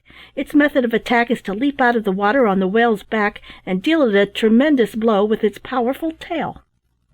The swordfish and thrasher sometimes act together in the attack, the first stabbing him below and the second belaboring him above, while the whale, unable, or too frightened to fight, rushes through the water and even leaps its whole gigantic length into the air in its endeavors to escape. When a whale thus leaps his whole length out of the water, the sailors say he breaches, and breaching is a common practice. They seem to do it often for amusement as well as from terror. But the most deadly of the 3 enemies is the killer. This is itself a kind of small whale, but it is wonderfully strong, swift, and bold. When one of the killers gets into the middle of a school of whales, the frightened creatures are seen flying in all directions. His mode of attack is to seize his big enemy by the jaw and hold on until he is exhausted and dies. End of Chapter 6. Chapter 7. Tom's Wisdom, Another Great Battle. One day I was standing beside the windlass, listening to the conversation of 5 or 6 of the men, who were busy sharpening harpoons and cutting knives, or making all kinds of toys and things out of whales' bones. We had just finished cutting in and trying out our 3rd whale, and as it was not long since we reached the fishing ground, we were in high hopes of making a good thing of it that season, so that everyone was in good spirits, from the captain down to the youngest man in the ship. Tom Lokins was smoking his pipe, and Tom's pipe was an uncommonly black one, for he smoked it very often. Moreover, Tom's pipe was uncommonly short, so short that I always wondered how he escaped burning the end of his nose. Indeed, some of the men said that the redness of the end of Tom's nose was owing to its being baked like a brick by the heat of his pipe. Tom took this pipe from his mouth, and while he was pushing down the tobacco with the end of his little finger, he said, "Do you know, lads, I've been thinking—" "No, have you?" cried one of the men, interrupting him with a look of pretended surprise. "Well, now, I do think, messmates, that we should ax the mate to make a note of that in the log, for it's not often that Tom Lokins takes to thinking." There was a laugh at this, but Tom, turning with a look of contempt to the man who interrupted him, replied, "I'll tell you what it is, Bill Blunt, if all the thoughts that you think, and especially the jokes that you utter, was put down in the log, they'd be so heavy that I do believe they would sink the ship." "Well, well," cried Bill, joining in the laugh against himself, "if they did, your jokes would be so light and trifling that I do believe they'd float her again. But what have you been a-thinking of, Tom?" "I've been thinking," said Tom slowly, "that if a whale makes his breakfast entirely off them little things that you can hardly see when you get 'em into a tumbler, I forget how the captain calls 'em, what a tremendous heap of 'em he must eat in the course of a year." "Thousands of 'em, I suppose," said one of the men. "Thousands!" cried Tom. I should rather say billions of them." "How much is billions, mate?" inquired Bill. "I don't know," answered Tom. "Never could find out. You see, it's heaps upon heaps of thousands, for the thousands come first and the billions afterward. But when I've thought uncommon hard for a long spell at a time, I always get confused, because millions comes in between, d'you see? And that's puzzling." "I think I could give you some notion about these things," said Fred Borders, who had been quietly listening all the time, but never putting in a word, for, as I have said, Fred was a modest, bashful man, and seldom spoke much. But we had all come to notice that when Fred spoke, he had always something to say worth hearing, and when he did speak, he spoke out boldly enough. We had come to have feelings of respect for our young shipmate, for he was a kind-hearted lad, and we saw by his conversation that he had been better educated than the most of us. So all our tongues stopped as the eyes of the party turned on him. "Come, Fred, let's hear it then," said Tom. "It's not much I have to tell," began Fred, "but it may help to make your minds clearer on this subject. On my first voyage to the whale fishery, you know, lads, this is my second voyage, I went to the Greenland seas. We had a young doctor aboard with us, quite a youth. Indeed, he had not finished his studies at college, but he was cleverer for all that than many an older man that had gone through his whole course. I do believe that the reason of his being so clever was that he was for ever observing things and studying them, and making notes and trying to find out reasons. He was never satisfied with knowing a thing, he must always find out why it was. One day I heard him ask the captain what it was that made the sea so green in some parts of those seas. Our captain was an awfully stupid man. So long as he got plenty of oil, he didn't care two straws for the reason of anything. The young doctor had been bothering him that morning with a good many questions, so when he asked him what made the sea green, he answered sharply, "I suppose it makes itself green, young man," and then he turned from him with a fling. The doctor laughed and came forward among the men and began to tell us stories and ask questions. Ah, he was a real hearty fellow. He would tell you all kinds of queer things, and would pump you dry of all you knew in no time. Well, but the thing I was going to tell you was this. One of the men said to him he had heard that the greenness of the Greenland sea was caused by the little things like small bits of jelly on which the whales feed. As soon as he heard this, he got a bucket and hauled some sea-water aboard, and for the next 10 days he was never done working away with the sea-water, pouring it into tumblers and glasses, looking through it by daylight and by lamplight, tasting it and boiling it and examining it with a microscope.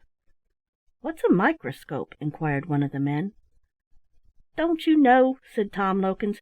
"Why, it's a glass that makes little things seem big when you look through it. I've heerd say that beasts that are so uncommon small that you can't see them at all are made to come into sight and look quite big by means of this glass, but I can't say myself that it's true." "But I can," said Fred, "for I have seen it with my own eyes. Well, after a good while I made bold to ask the young doctor what he had found out. "I found," said he, "that the greenness of these seas is in truth caused by uncountable numbers of medusae." "Ha! That's the word!" shouted Tom Lokins. "Medusae, that's what the captain calls 'em. Heave ahead, Fred." "Well, then," continued Fred, "the young doctor went on to tell me that he had been counting the matter to himself very carefully, and he had found that in every square mile of sea-water there were living about 11 quadrillions, 999 trillions of these little creatures." "Oh, hello! Come now," we all cried, opening our eyes very wide indeed. "But I say, how much is that?" inquired Tom Lokins. "Ah, that's just what I said to the young doctor, and he said to me, 'I'll tell you what, Fred Borders, no man alive understands how much that is, and what's more, no man ever will, but I'll give you some notion of what it means.' And so he told me how long it would take 40,000 men to count that number of 11 quadrillions, 999 trillions, each man of the 40,000 beginning 1, 2, 3, and going on till the sum of the whole added together would make it up. Now, how long do you think it would take 'em? Guess." Fred Borders smiled as he said this, and looked around the circle of men. "I know!" cried one. "It would take the whole 40,000 a week to do it." "Oh, nonsense! They could do it easy in 2 days," said another. "That shows how little you know about big numbers," observed Tom Lokins, knocking the ashes out of his pipe. I'm pretty sure it couldn't be done in much less than 6 months, working hard all day and making allowance for only 1 hour off for dinner." "You're all wrong, shipmate," said Fred Borders. "That young doctor told me that if they'd begun work at the day of creation, they would only have just finished the job last year." "Oh, come on, you're joking," cried Bill Blunt. "No, I'm not," said Fred, "for I was told afterwards by an old clergyman that the young doctor was quite right, and that anyone who was good at arithmetic could work the thing out for himself in less than half an hour."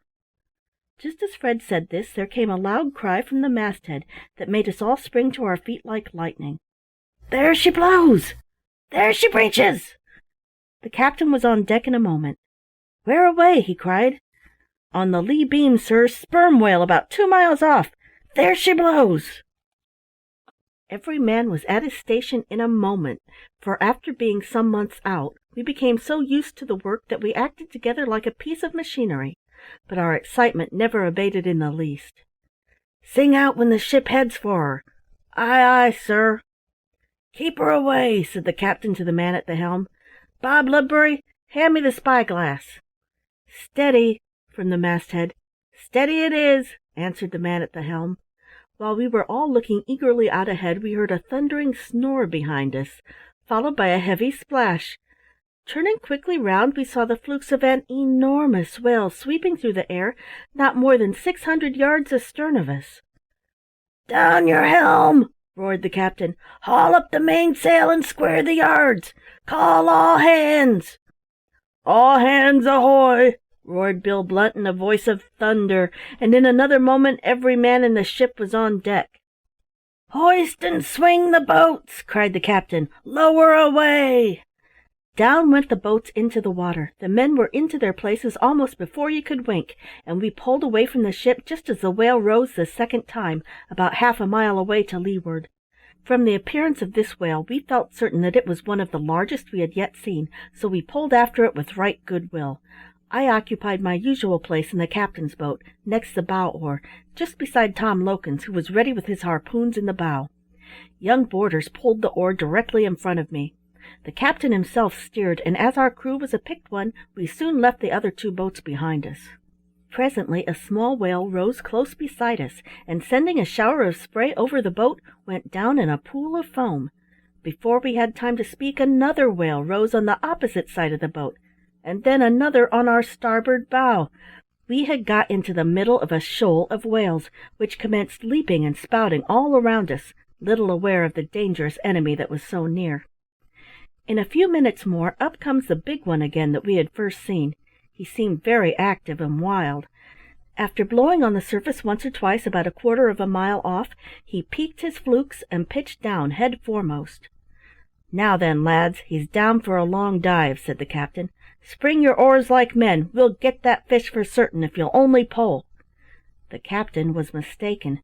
The whale had only gone down deep in order to come up and breach, or spring out of the water, for the next minute he came up not 100 yards from us, and leaped his whole length into the air.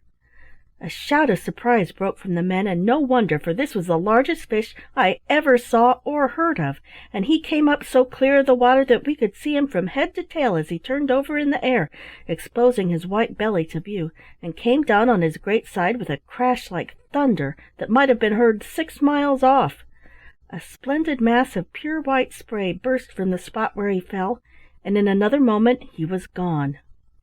"I do believe it's New Zealand Tom!" cried Bill Blunt, referring to an old bull whale that had become famous among the men who frequented these seas for its immense size and fierceness, and for the great trouble it had given them, smashing some of their boats and carrying away many of their harpoons. "I don't know whether it's New Zealand Tom or not," said the captain, "but it's pretty clear that he's an old sperm bull. Give way, lads. We must get that whale whatever it should cost us." We did not need a second bidding. The size of the fish was so great that we felt more excited than we had yet been during the voyage, so we bent our oars till we almost pulled the boat out of the water. The other boats had got separated, chasing the little whales, so we had this one all to ourselves. "Thar she blows," said Tom Lokins in a low voice, as the fish came up a short distance astern of us. We had overshot our mark, so turning about we made for the whale, which kept for a considerable time near the top of the water, spouting now and then, and going slowly to windward. We at last got within a few feet of the monster, and the captain suddenly gave the word, "Stand up!" This was to our harpooner, Tom Lokins, who jumped up on the instant and buried 2 harpoons deep in the blubber. "Stern all!" was the next word, and we backed off with all our might. It was just in time, for in his agony the whale tossed his tail right over our heads. The flukes were so big that they could have completely covered the boat, and he brought them down flat on the sea with a clap that made our ears tingle, while a shower of spray drenched us to the skin. For one moment I thought it was all over with us, but we were soon out of immediate danger, and lay on our oars, watching the writhings of the wounded monster as he lashed the ocean into foam. The water all round us soon became white like milk, and the foam near the whale was red with blood. Suddenly this ceased, and before we could pull up to lance him, he went down, taking the line out at such a rate that the boat spun round, and sparks of fire flew from the loggerhead from the chafing of the rope.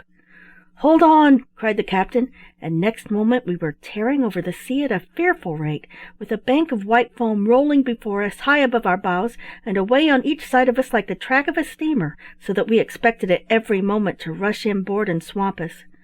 I had never seen anything like this before. From the first I had a kind of feeling that some evil would befall us. While we were tearing over the water in this way, we saw the other whales coming up every now and then, and blowing quite near to us, and presently we passed close enough to the first mate's boat to see that he was fast to a fish, and unable therefore to render us help if we should need it. In a short time the line began to slack, so we hauled it in hand over hand, and Tom Lokins coiled it away in the tub in the stern of the boat, while the captain took his place in the bow to be ready with the lance. The whale soon came up, and we pulled with all our might towards him. Instead of making off again, however, he turned round and made straight at the boat. I now thought that destruction was certain, for when I saw his great blunt forehead coming down on us like a steamboat, I felt that we could not escape. I was mistaken. The captain received him on the point of his lance, and the whale has such a dislike to pain that even a small prick will sometimes turn him. For some time we kept dodging round this fellow, but he was so old and wise that he always turned his head to us, and prevented us from getting a chance to lance him. At last he turned a little to one side, and the captain plunged the lance deep into his vitals. "Ha! That's touched his life!" cried Tom, as a stream of blood flew up from his blowholes, a sure sign that he was mortally wounded.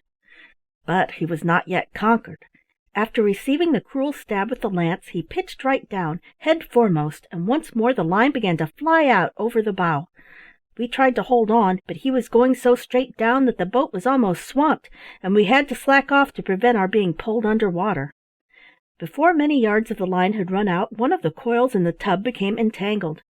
"Look out, lads!" cried Tom, and at once throwing the turn off the loggerhead, he made an attempt to clear it. The captain, in trying to do the same thing, slipped and fell.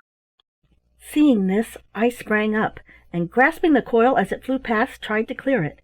Before I could think, a turn whipped round my left wrist. I felt a wrench as if my arm had been torn out of the socket, and in a moment I was overboard, going down with almost lightning speed into the depths of this sea. Strange to say, I did not lose my presence of mind. I knew exactly what had happened. I felt myself rushing down, down, down, with terrific speed. A stream of fire seemed to be whizzing past my eyes. There was a dreadful pressure on my brain, and a roaring as if of thunder in my ears.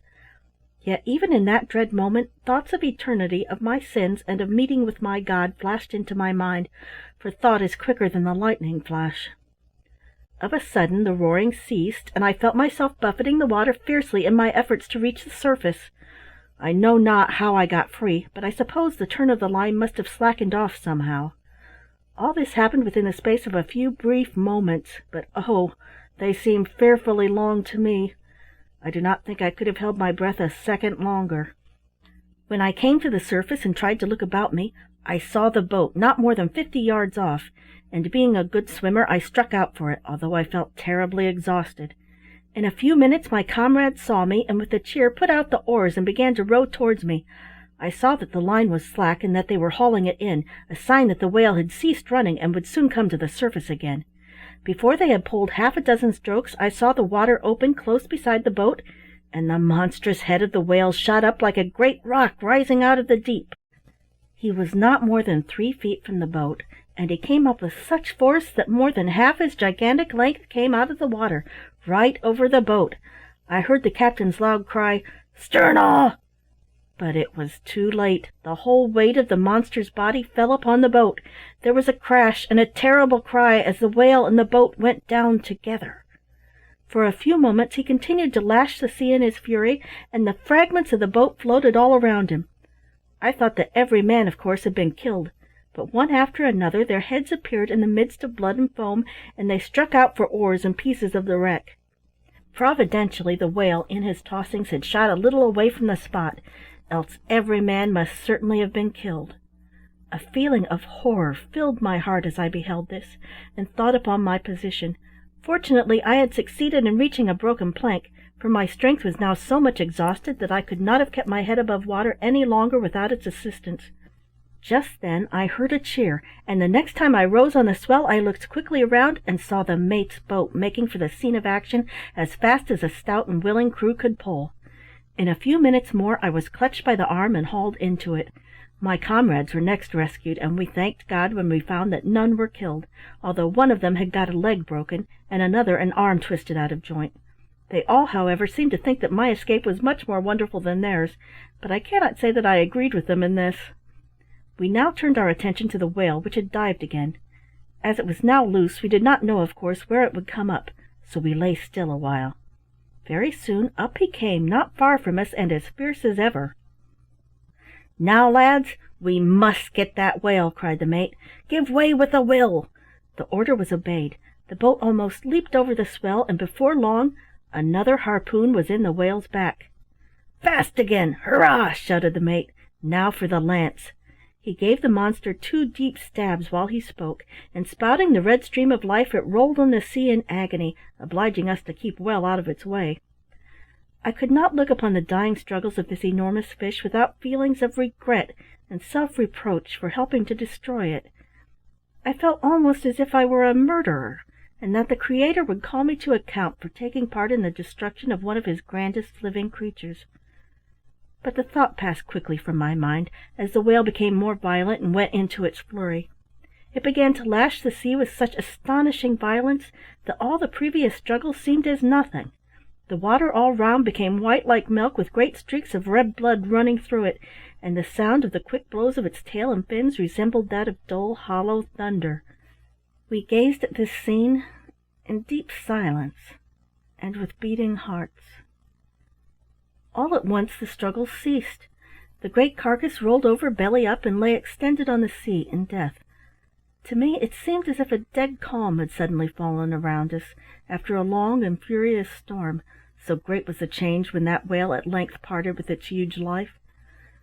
The silence was suddenly broken by 3 hearty cheers, and then, fastening a rope to our prize, we commenced towing it to the ship, which operation occupied us the greater part of the night, for we had no fewer than 8 miles to pull.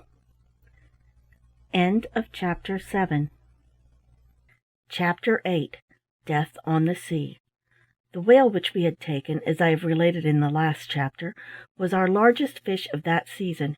It produced 90 barrels of oil, and was worth about 500 pounds sterling, so that we did not grieve much over the loss of our boat. But our next loss was of a kind that could not be made up for by oil or money, for it was the loss of a human life. In the whale fishery men must, like soldiers, expect to risk their lives frequently, and they have too often, alas, to mourn over the loss of a shipmate or friend. Up to this time our voyage had gone prosperously. We had caught so many fish that nearly half our cargo was already completed, and if we should be as lucky the remainder of the voyage, we should be able to return home to Old England much sooner than we had expected. Of course, during all this time we had met with some disappointments, for I am not describing everything that happened on that voyage. It would require a much thicker volume than this to tell the half of our adventures. We lost 5 or 6 fish by their sinking before we could get them made fast to the ship, and 1 or 2 bolted so fast that they broke loose and carried away a number of harpoons and many a fathom of line. But such misfortunes were what we had to look for. Every whaler meets with similar changes of luck, and we did not expect to fare differently from our neighbors. These things did not cause us much regret beyond the time of their occurrence, but it was far otherwise with the loss that now befell us. It happened one forenoon. I was standing close to the starboard gangway early that morning, looking over the side into the calm water, for there was not a breath of wind, and talking to the first mate, who was a gruff, surly man, but a good officer, and kind enough in his way when everything went smooth with him. But things don't go very smooth generally in whaling life, so the mate was oftener gruff than sweet. "Bob Blubber," said he, "have you got your cutting-in gear in order? I've got a notion that we'll raise the oil this day." "All right, sir," said I. "You might shave yourself with the blubber spades." "That was a good fish we got last, sir, wasn't it?" "Pretty good, though I've seen bigger." "He gave us a deal of trouble, too," said I. "Not so much as I've seen others give," said he. "When I was fishing in the Greenland seas we made fast to a whale that cost us I don't know how many $100. You must know the first mate was a Yankee, and he reckoned everything in dollars." "How was that, sir?" asked I. "Well, it was something in this fashion. We were floating about in the North Atlantic one calm, hot day, just something like this, only it was the afternoon, not the morning. We were doing nothing and whistling for a breeze when all of a sudden up comes 5 or 6 whales all round the ship, as if they had spied her from the bottom of the sea and had come up to have a squint at her. Of course the boats were manned at once, and in less than no time we were tearing after 'em like all alive. But them whales were pretty wildish, I guess. They kept us pulling the best part of 5 hours before we got a chance at 'em. My boat was out of sight of the ship before we made fast to a regular snorer, 100-barreler at the least.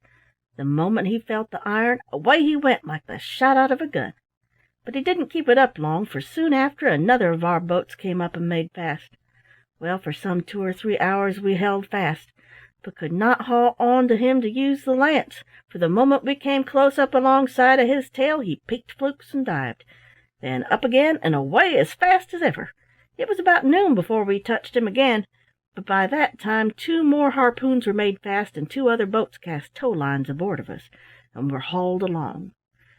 That was 4 boats and more than 1,600 fathoms of line, besides 4 harpoons that was fast to that whale, and yet for all that he went ahead as fast as we could have rowed, taking us along with him quite easy. A breeze having sprung up, our ship overhauled us in the course of the afternoon, and towards evening we sent a line on board to see if that would stop the big fish, and the topsails were lowered, so as to throw some of the ship's weight on him. But the irons drew out with the strain. However, we determined to try it again.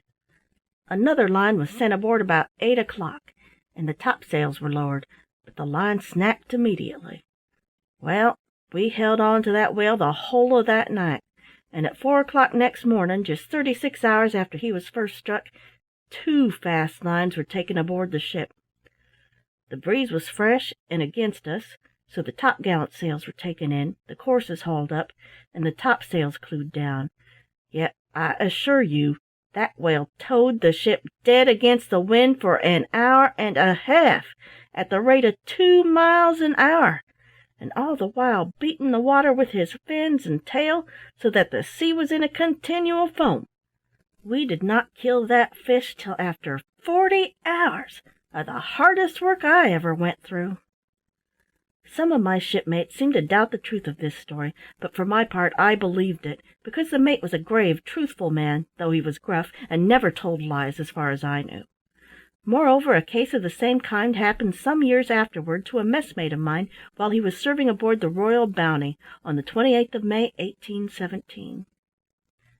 I know that some of the stories which I now tell must seem very wild and unlikely to landsmen, but those who have been to the whale fishery will admit that I tell nothing but the truth, and if there are any of my readers who are still doubtful, I would say go and read the works of Captain Scoresby. It is well known that this whaling captain was a truly religious man who gave up the fishing, though it turned him in plenty of money, and became a minister of the gospel with a small income, so it's not likely that he would have told what was untrue. Well, in his works we find stories that are quite as remarkable as the one I have just told, some of them more so. For instance, he tells us of one whale in the Greenland seas which was not killed till it had drawn out 10,440 yards, or about 6 miles of line, fastened to 15 harpoons, besides taking one of the boats entirely under water, which boat was never seen again. The mate told us 2 or 3 more stories, and a lot of us were gathered round him, listening eagerly, for there is nothing Jack likes so much as a good yarn, when all of a sudden the man at the masthead sang out that a large sperm whale was spouting away, 2 points off the lee bow. Of course we were at our posts in a moment. "There she blows! There she breaches!" sung the lookout. "Lower away!" roared the captain. The boats were in the water and the men on their seats in a moment. The whale we were after was a very large one. We could see that, for after 2 hours' hard pulling we got near enough to throw a harpoon, and after it was fixed he jumped clean out of the water. Then there was the usual battle. It was fierce and long, so long that I began to fear we would have to return empty-handed to the ship.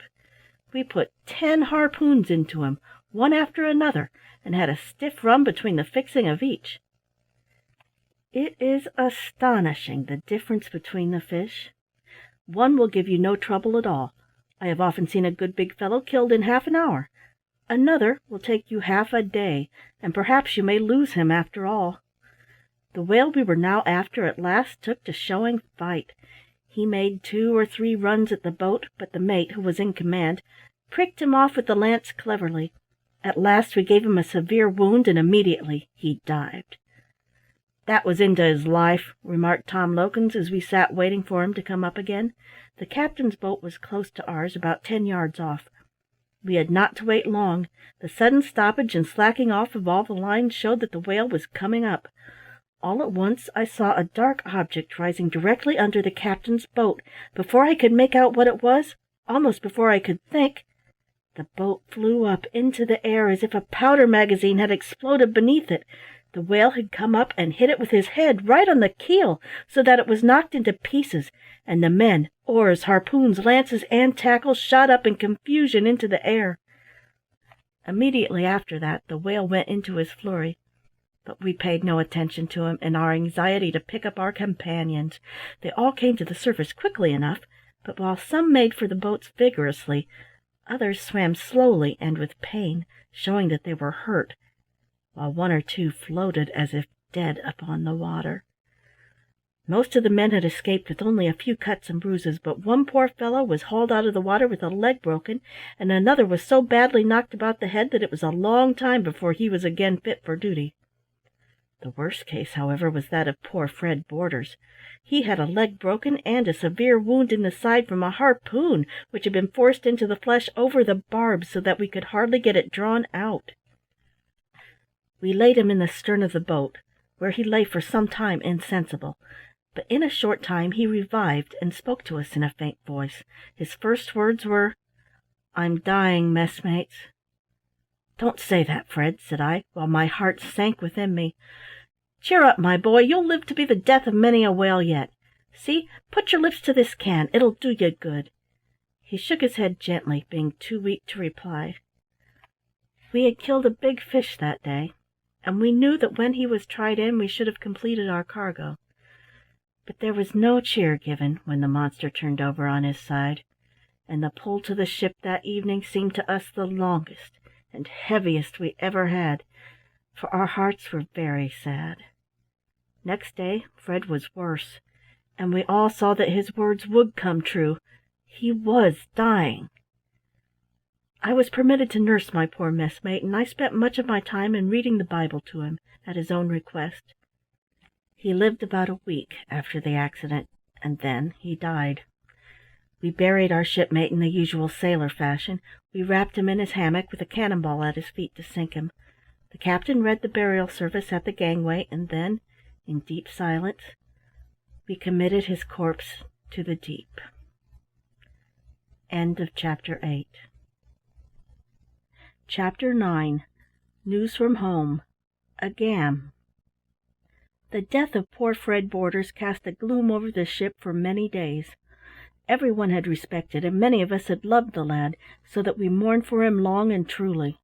But a sailor's life is such a rough one, requiring so much energy and hearty good-will to his work, that he cannot afford to allow the sorrows of his heart to sit long on his countenance. In a day or two after, no one would have supposed we had lost one of our best men. Whales appeared in great numbers around us. The old cry of "Thar she blows!" ran out frequently from the masthead, and the answering cry from the captain, "Where away?" was followed by the "Stand by to lower! Lower away!" Then came the chase with all its dangers and excitement, the driving of the harpoon, the sudden rush of the struck fish, the smoke and sparks of fire from the loggerhead, the plunging of the lance, the spouting blood, the flurry at the end, and the wild cheer as we beheld our prize floating calmly on the sea. And in the midst of such work we forgot for a time the solemn scene we had so recently witnessed. But our hearts were not so light as before, and although we did not show it, I know full well that many a joke was checked, and many a laugh repressed, for the memory of our dead shipmate.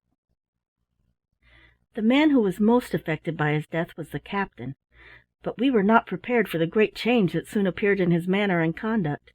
After a time he laughed with the rest of us at a good joke, and cheered as loud as the best when a big fish turned belly up, but his behaviour to us became more gentle and kind, and he entirely gave up the habit of swearing.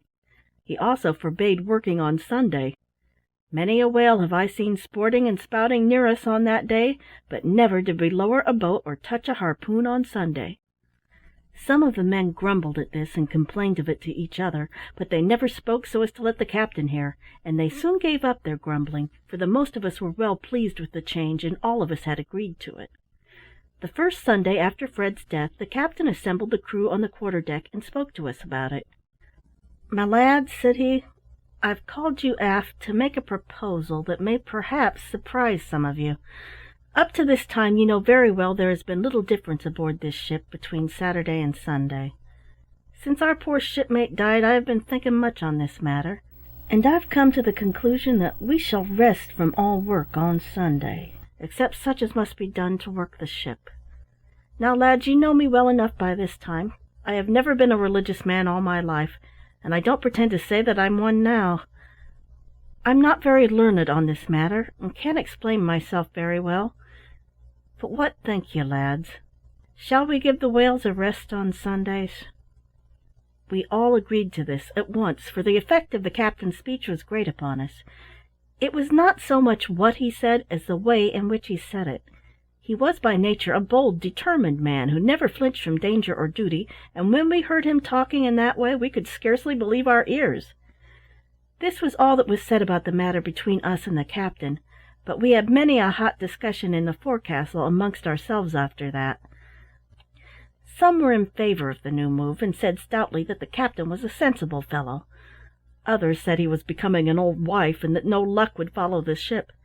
In the course of time, however, we found the benefit of the change in every way, and the grumblers were silenced, because in spite of their wise shakings of the head, we filled the ship with oil as full as she could hold, much sooner than we had expected.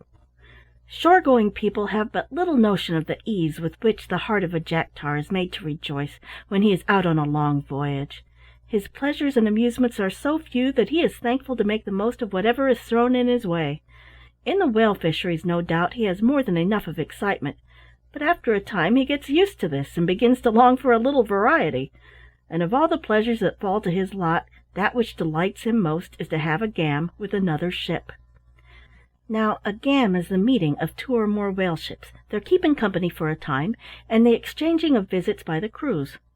It is neither more nor less than a jollification on the sea, the inviting of your friends to feast and make merry in your floating house. There is this difference, however, between a gam at sea and a party on land, that your friends on the ocean are men whom you perhaps never saw before, and whom you will likely never meet again. There is also another difference. There are no ladies at a gam. This is a great want, for man is but a rugged creature when away from the refining influence of woman, but in the circumstances, of course, it can't be helped. We had a gam one day on this voyage with a Yankee whale ship, and a first-rate gam it was, for as the Yankee had gammed 3 days before with another English ship, we got a lot of news second-hand, and as we had not seen a new face for many months, we felt toward those Yankees like brothers, and swallowed all they had to tell us like men starving for news. It was on a fine calm morning, just after breakfast, that we fell in with this ship. We had seen no whales for a day or two, but we did not mind that, for our hold was almost full of oil barrels. Tom Lokins and I were leaning over the starboard bulwarks, watching the small fish that every now and then darted through the clear blue water like arrows, and smoking our pipes in silence. Tom looked uncommonly grave, and I knew that he was having some deep and knowing thoughts of his own, which would leak out in time. All at once he took his pipe from his mouth and stared earnestly at the horizon. "Bob," said he, speaking very slowly, "if there ain't a ship right off the starboard beam, I'm a Dutchman." "You don't mean it," said I, starting with a feeling of excitement. Before another word could be uttered, the cry of "Sail ho!" came ringing down from the masthead. Instantly the quiet of the morning was broken. Sleepers sprang up and rubbed their eyes. The men below rushed wildly up the hatchway. The cook came tearing out of his own private den, flourishing a soup ladle in one hand and his tormentors in the other. The steward came tumbling up with a lump of dough in his fist that he had forgot to throw down in his haste, and the captain bolted up from the cabin without his hat. "Where away?" cried he with more than his usual energy. "Right off the starboard beam, sir." "Square the yards! Look alive, my hearties!" was the next order, for although the calm sea was like a sheet of glass, a light air, just sufficient to fill our topgallant sails, enabled us to creep through the water. "Hurrah!" shouted the men as we sprang to obey. "What does she look like?" roared the captain. "A big ship, sir, I think," replied the lookout, "but I can only just make out the top of her main topgallant sail." Sailors scorned to speak of topgallant sails.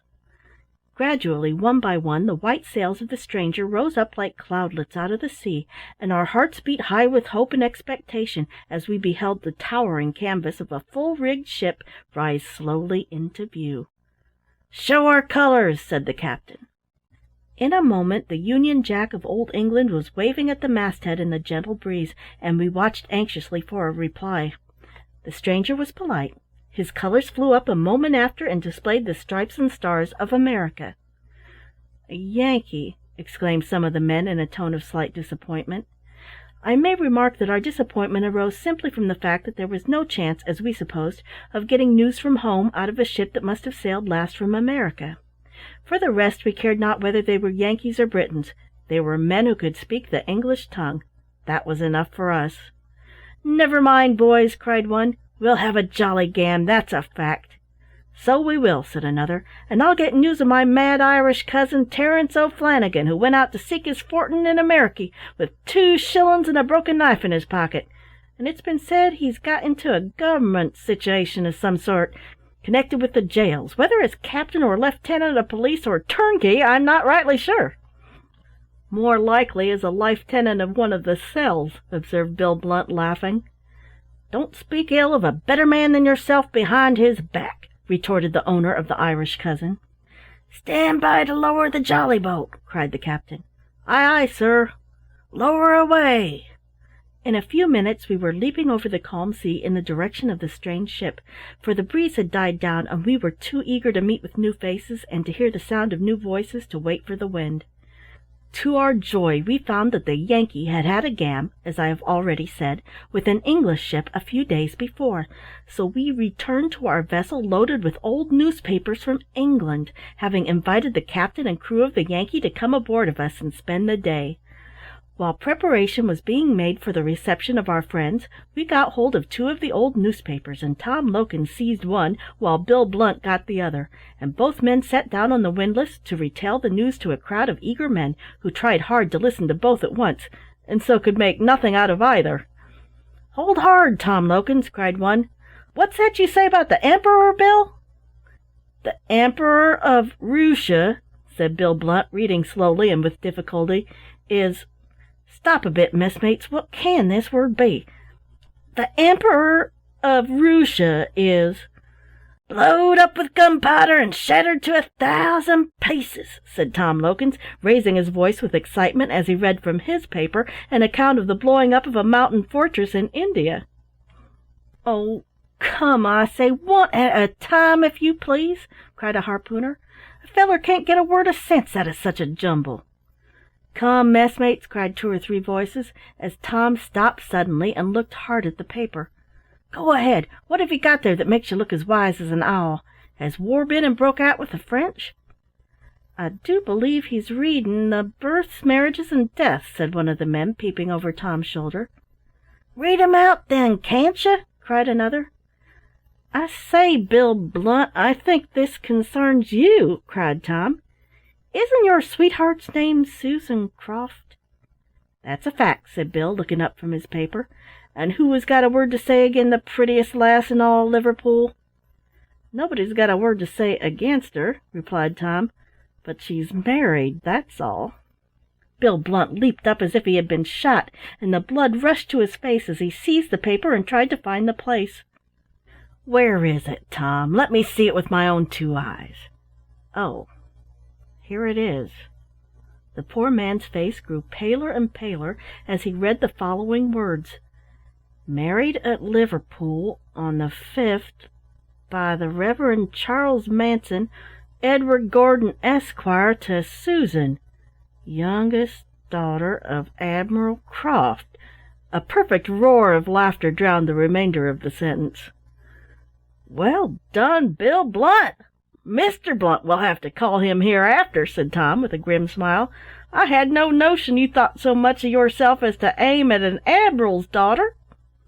"All right, my hearties, chaff away," said Bill, fetching a deep sigh of relief, while a broad grin played on his weather-beaten visage.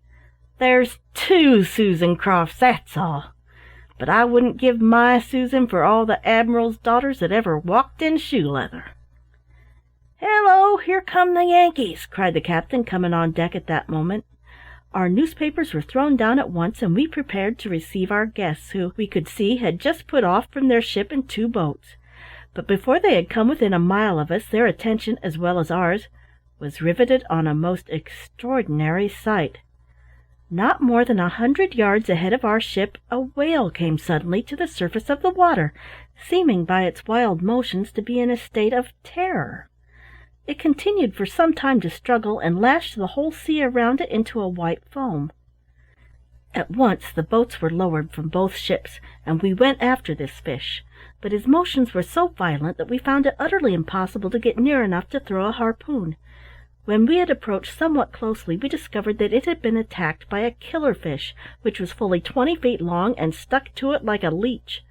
The monster's struggles were made in trying to shake itself free of this tremendous enemy, but it could not accomplish this. The killer held him by the underjaw and hung on there, while the whale threw himself out of the water in his agony, with his great mouth open like a huge cavern, and the blood flowing so fast from the wound that the sea was dyed for a long distance round. The killer fought like a bulldog. It held on until the whale was exhausted, but they passed away from us in such a confused struggle that a harpoon could not be fixed for an hour after we first saw them. On this being done, the killer let go, and the whale, being already half dead, was soon killed. The Yankee boats were the first to come up with this fish, so the prize belonged to them. We were well pleased at this, as we could afford to let them have it, seeing that we could scarcely have found room to stow away the oil in our hold.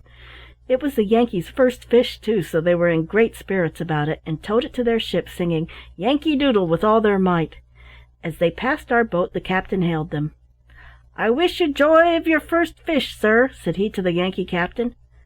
"Thank you, stranger. I guess we're in luck, though it ain't a big one. I say, what sort of brute was that had hold of him? Never seed such a critter in all my life." "He's a killer," said our captain. "A killer? Guess he just is, and no mistake. If we hadn't helped him, he'd have done the job for himself." "What does he kill him for?" "To eat him, but I'm told he only eats the tongue.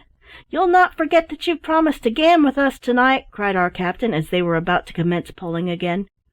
"All right, stranger, 1/2 will come tonight before sundown, t'other half tomorrow, if the calm holds. Good day. Give way, lads." The men dipped their oars and resumed their song, while we pulled back to our ship. We did not offer to help them, because the fish was a small one, and the distance they had to go not great. It was near sunset when, according to promise, the Yankees came on board, and spent a long evening with us. They were a free, open-hearted, boastful, conceited, good-humoured set of fellows, and a jolly night we had of it in the forecastle, while the mates and captains were enjoying themselves and spinning their yarns in the cabin. Of course we began with demands for home news, and when we had pumped out of them every drop they had, we began to sing songs and to spin yarns. And it was now that my friend Tom Lokins came out strong, and went on at such a rate that he quite won the hearts of our guests. Tom was not noisy, and he was slow in his talk, but he had the knack of telling a good story. He never used a wrong word or a word too many, and having a great deal of humor, men could not help listening when he began to talk. After this we had a dance, and here I became useful, being able to play Scotch reels and Irish jigs on the fiddle. Then we had songs and yarns again. Some could tell of furious fights with whales that made our blood boil. Others could talk of the green fields at home until we almost fancied we were boys again. And some could not tell stories at all. They had little to say, and that little they said ill, and I noticed that many of those who were perfect boys would cry loudest to be heard, though none of us wanted to hear them. We used to quench such fellows by calling loudly for a song with a rousing chorus. It was not till the night was far spent, and the silver moon was sailing through the starry sky, that the Yankees left us and rode away with a parting cheer. End of Chapter 9. Chapter 10. Return Home. 6 months after our game with the Yankees, Tom Lokins and I found ourselves seated once more in the little garret beside my dear old mother. Dearie me, Robert, how changed you are! Changed, mother? I should think so. If you'd gone through all that I've done and seen since we last sat together in this room, you'd be changed too. And have you really seen the whales, my boy? Continued my mother, stroking my face with her old hand. Seen 'em? Aye, and killed them too, many of them. You've been in danger, my son, said my mother earnestly, but God has preserved you safe through it all. Aye, mother, he has preserved my life in the midst of many dangers, said I, for which I am most thankful. There was a short silence after this, during which my mother and I gazed earnestly at each other, and Tom Lokins smoked his pipe and stared at the fire. Robert, how big is a whale? Inquired my mother suddenly. How big? Why, it's as big as a small ship, only it's longer and not quite so fat. Robert, replied my mother gravely, you didn't used to tell untruths. You must be joking. Joking? Mother, I was never more earnest in my life. Why, I tell you that I've seen, and helped to cut up whales that were more than 60 feet long, with heads so big that their mouths could have taken in a boat. Why, mother, I declare to you that you could put this room into a whale's mouth, and you and Tom and I could sit round this table and take our tea upon his tongue quite comfortable. Isn't that true, Tom? My mother looked at Tom, who removed his pipe, puffed a cloud of smoke, and nodded his head twice, very decidedly. Moreover, said I, a whale is so big and strong that it can knock a boat right up into the air and break in the sides of a ship. One day a whale fell right on top of one of our boats and smashed it all to bits. Now that's a real truth. Again my mother looked at Tom Lokins, and again that worthy man puffed an immense cloud of smoke and nodded his head more decidedly than before. Being anxious to put to flight all her doubts at once, he said solemnly, Old woman, that's a fact. Robert, said my mother, tell me something about the whales. Just as she said this, the door opened, and in came the good old gentleman with a nose like his cane knob, and with as good a heart as ever beat in a human breast. My mother had already told me that he came to see her regularly once a week ever since I went to sea, except in summer, when he was away in the country, and that he had never allowed her to want for anything. I need scarcely say that there was a hearty meeting between us three, and that we had much to say to each other. But in the midst of it all my mother turned to the old gentleman and said, Robert was just about to tell me something about his adventures with the whales. That's capital, cried the old gentleman, rubbing his hands. Come, Bob, my boy, let's hear about him. Being thus invited, I consented to spin them a yarn. The old gentleman settled himself in his chair. My mother smoothed her apron, folded her hands, and looked meekly into my face. Tom Lokins filled his pipe, stretched out his foot to poke the fire with the toe of his shoe, and began to smoke like a steam engine. Then I cleared my throat and began my tale, and before I had done talking that night, I had told them all that I have told in this little book, almost word for word. Thus ended my first voyage to the South Seas. Many and many a trip have I made since then, and many a wonderful sight have I seen, both in the South and in the North, but if I were to write an account of all my adventures, my little book would grow into a big one. I must therefore come to a close. The profits of this voyage were so great that I was enabled to place my mother in a position of comfort for the rest of her life, which, alas, was very short. She died about 6 months after my return. I nursed her to the end, and when I laid her dear head in the grave, my heart seemed to die within me, for I felt that I had lost one of God's most precious gifts, an honest, gentle, pious mother. I'm getting to be an old man now, but I am comfortable and happy, and as I have more than enough of this world's goods and no family to care for, my chief occupation is to look after the poor, and particularly the old women who live in my neighborhood. After the work of the day is done, I generally go and spend the evening with Tom Lokins, who lives near by, and is stout and hearty still, or he comes and spends it with me, and while we smoke our pipes together we often fall to talking about those stirring days when, in the strength and hope of youth, we sailed together to the South Seas, and took to fighting the whales. The End.